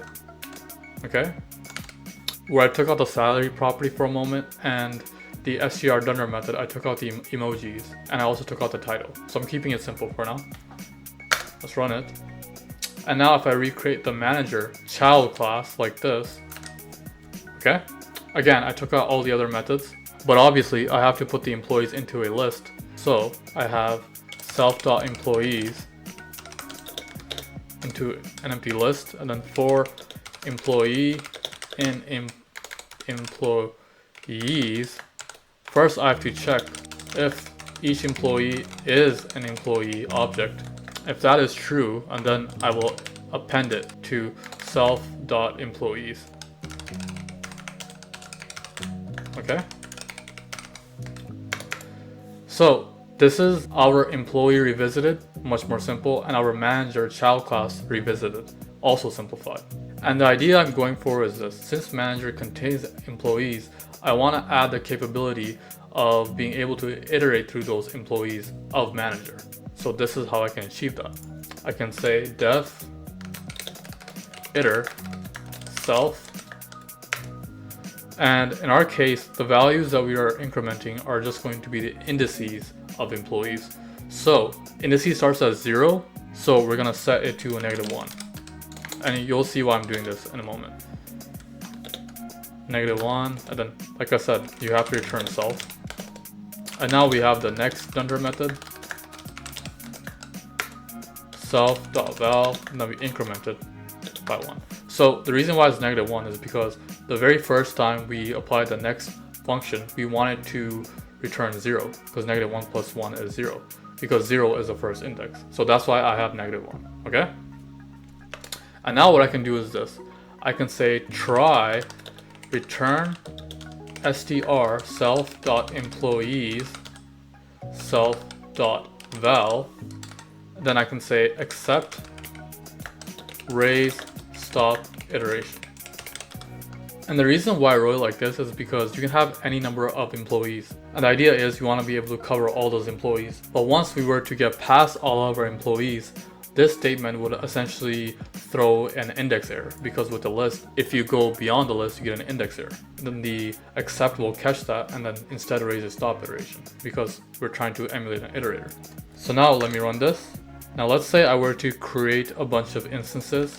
I have Mohammed, he's an employee, his name, 6 years of experience, he's excellent, 5. You have Jill, Ali, Dave, Tina, Abdullah, and myself, Ahmed. Give myself an average rating, trying to be humble. And I'm pretty new, so 0 years of experience. So now, let me run this. Now let me define a manager called Bob, who takes in all these employees, Mohammed, Gil, Ali, all the way to myself. So now if I do for employee and Bob, do you think this will work? Print employee. Wait, why is it getting an error? Did I not run this? Let me try rerunning it. This should work. Oh, I see the issue because I indented this a little bit too much. So what I should be doing is, this should be, I think, tabbed. Okay, now that should fix it. So now let me rerun it. Let me run this, and then let me run this. So now it works.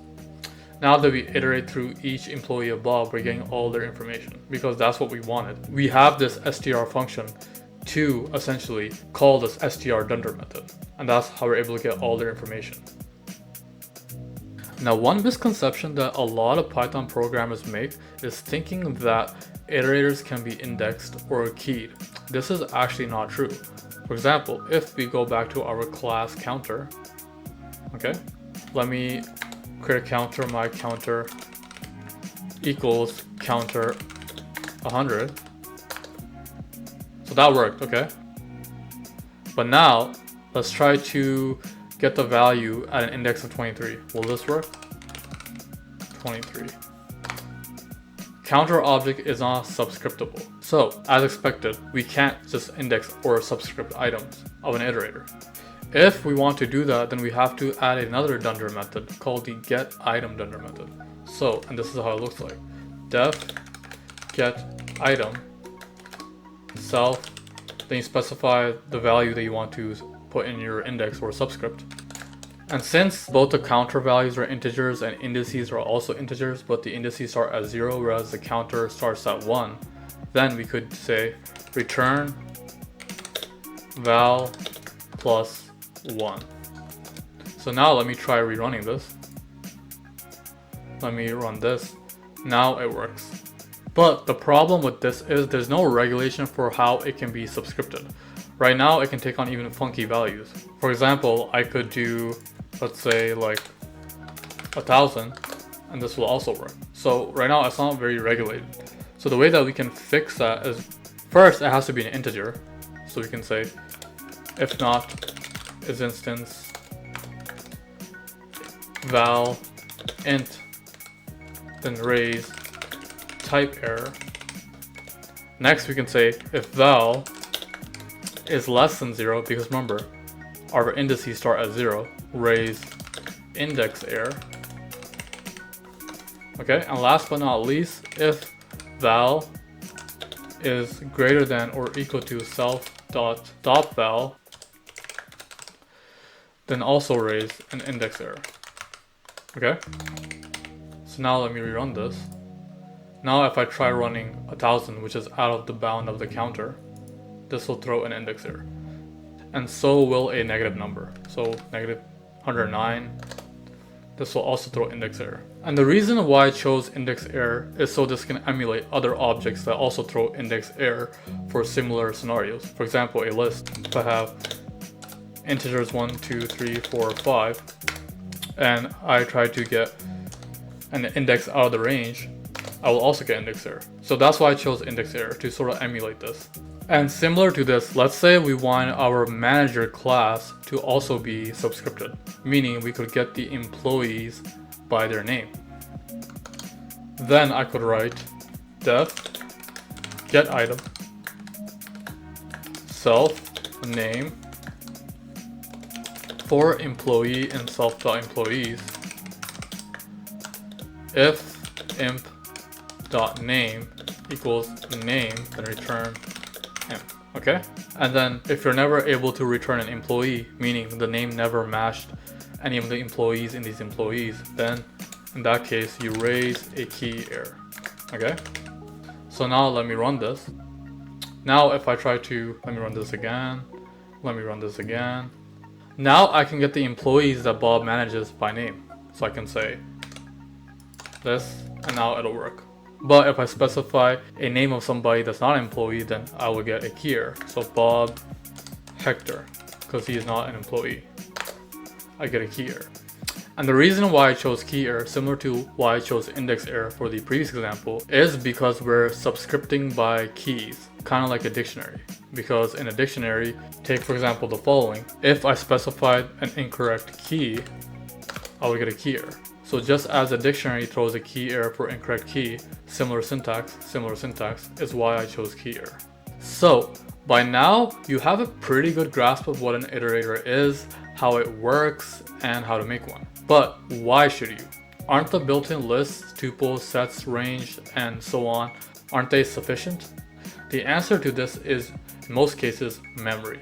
The thing is, the built-ins act like more than just sequences. They're basically complete containers.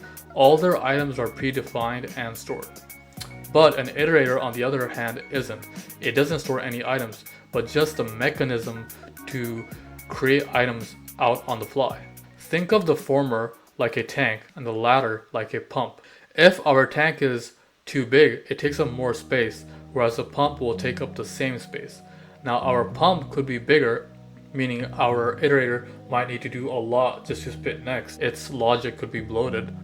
But the point is, the pump size only depends on the complexity of the next method, where the tank size is dependent on how many items there are. So no matter how complex we make our logic, the tank will always be bigger at some point, the more and more items we put.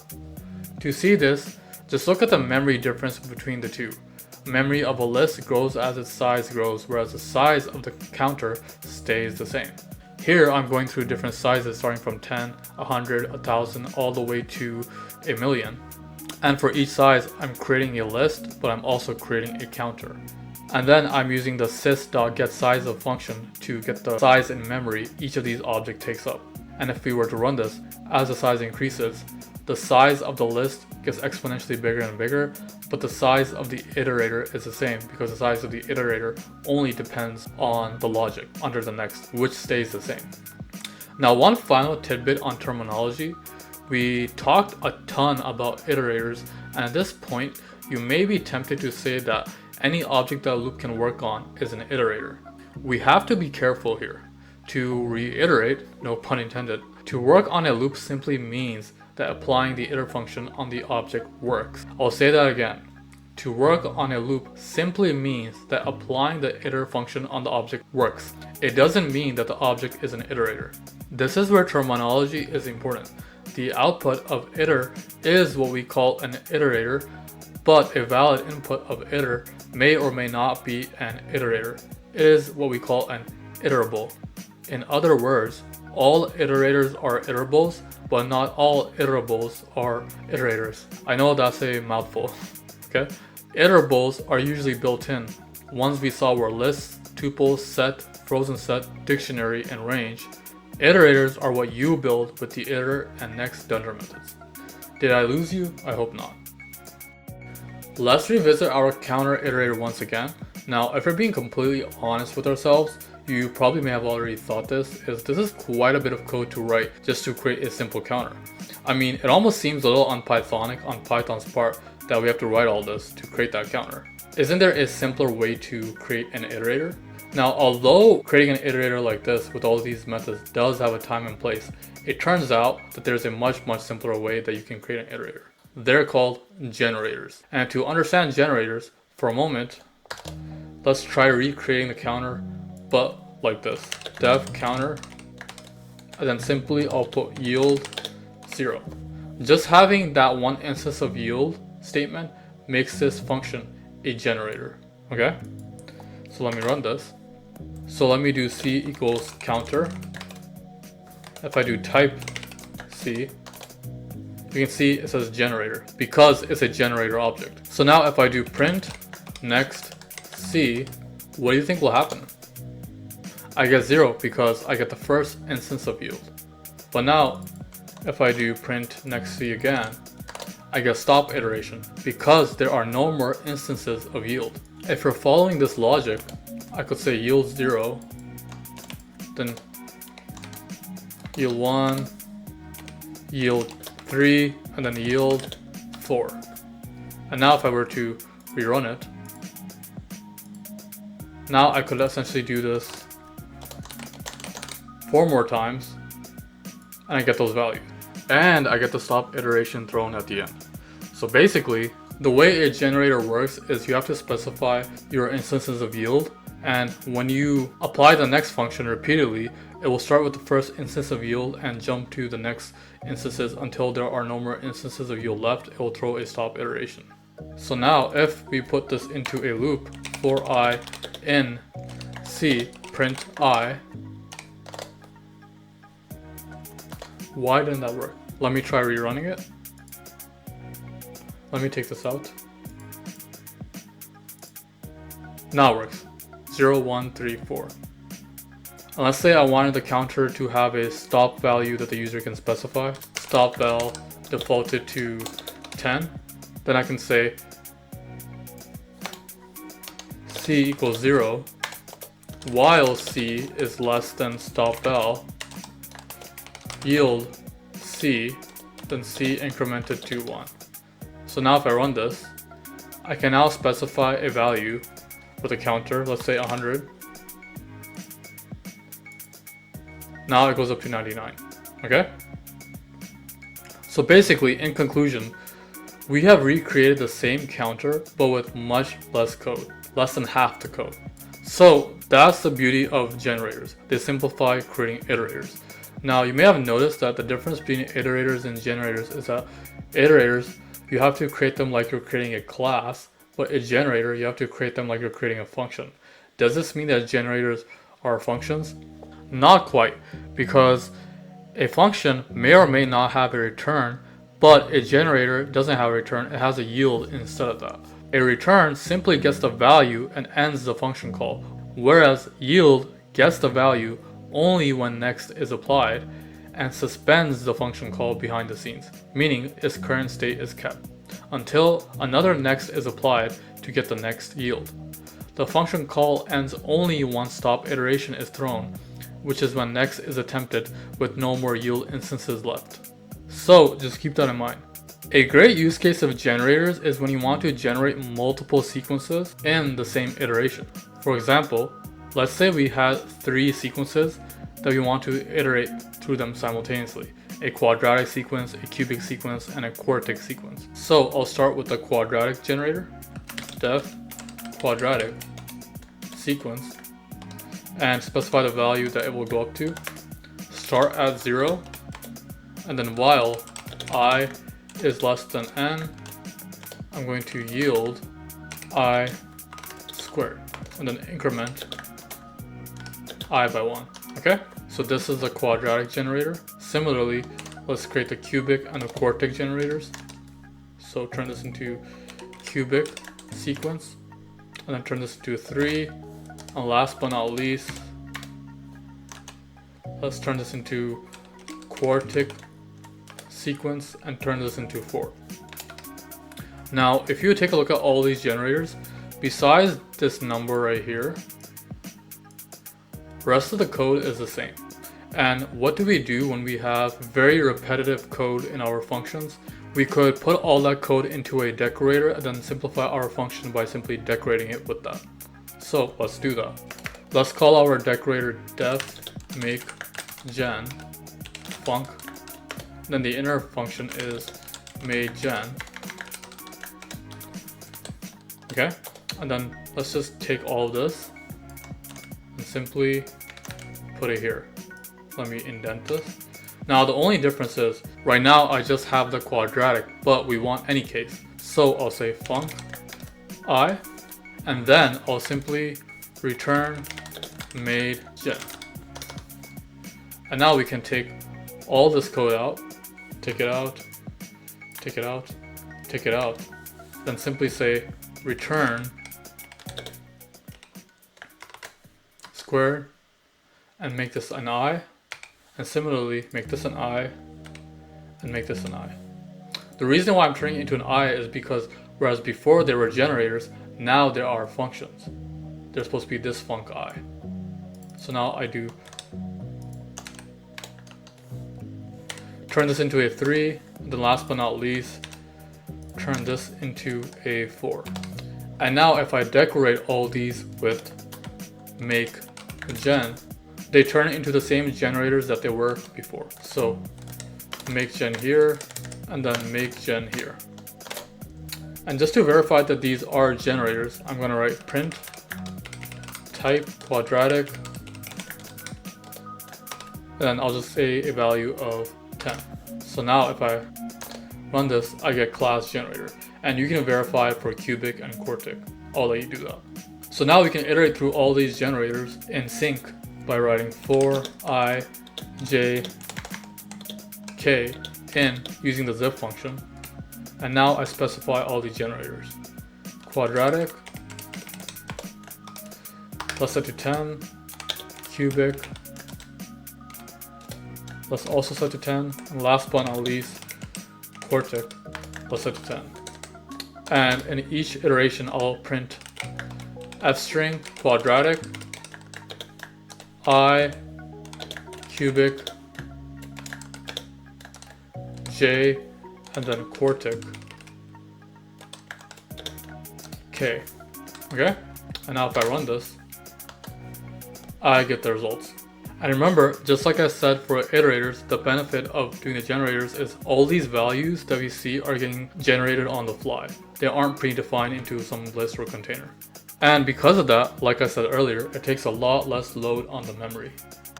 Now, believe it or not, the syntax of generators can be made even more simple.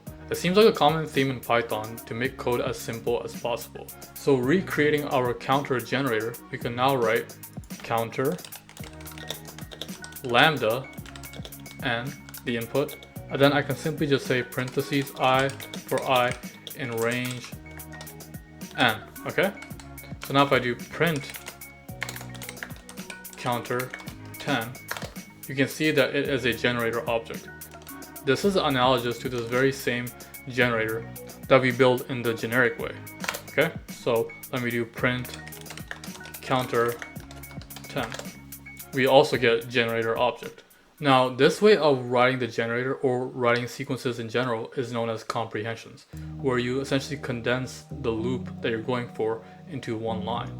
You specify the loop, the second portion, then you specify the item in the first portion. Right now it's enclosed in parentheses, so it's a generator comprehension, but you can enclose it in other types.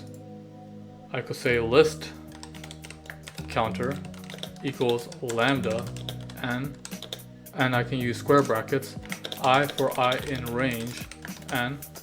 If I print list counter 10, now I get a list, because this is now a list comprehension. I didn't even have to put it into a function. I could have simply just done this and then do print, and I get the same list. If you want to make a tuple, then we can write tuple, turn this into a parentheses, and now it is a tuple comprehension. Now you have to write the tuple because remember, the parentheses by itself is reserved for the generator. And if you're following this, you can also create a set. So now we have a set. And last but not least, we can also create a dictionary. But for a dictionary, there's a slight variation.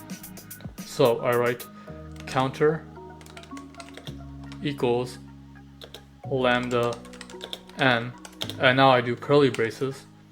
I'll do the second part first, the for loop part, for I in range n.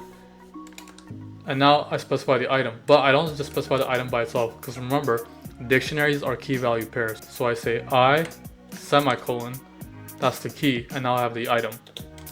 Let's say a string of that.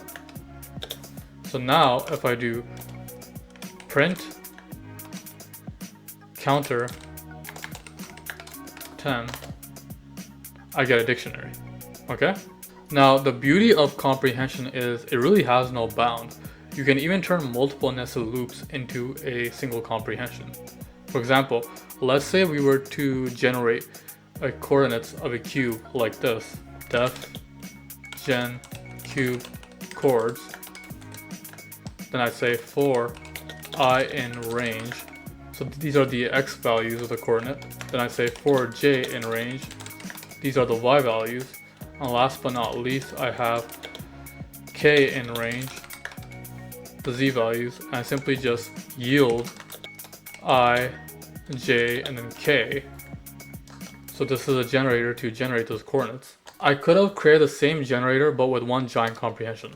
Now pay close attention on how I do this. So I take this, alright, I write the parentheses, and now just as I have this order of these for loops in this nested arrangement, I keep that same order. So I say for I in range, okay, and then I say for j in range, and lastly I say for k in range, and then I simply just say take this, because that's the item, and I put it here. Okay? So just like the non-nested case of comprehension, where we have the item first and then the for loop after, but since we have multiple for loops nested, we just cascade them in their order. And now because we wrote it into a generator like this, I can simply say for chord in gen cube chords print chord. Okay? And now I've created that same generator that is generating those cube coordinates on the fly by this one line comprehension. Now one final tidbit about comprehensions is you can even have like those one line if statements included inside it, but you have to specify by the item. So let's say we only wanted to return ijk if each component was greater than 2. So I can say I greater than 2, j greater than 2, and k greater than 2. Alright? Else I want to return 2, 2, 2. So if you want to include an if statement, you have to include it like this, right by the item. You say your if condition, and then you return what you would return else. So now let me rerun this.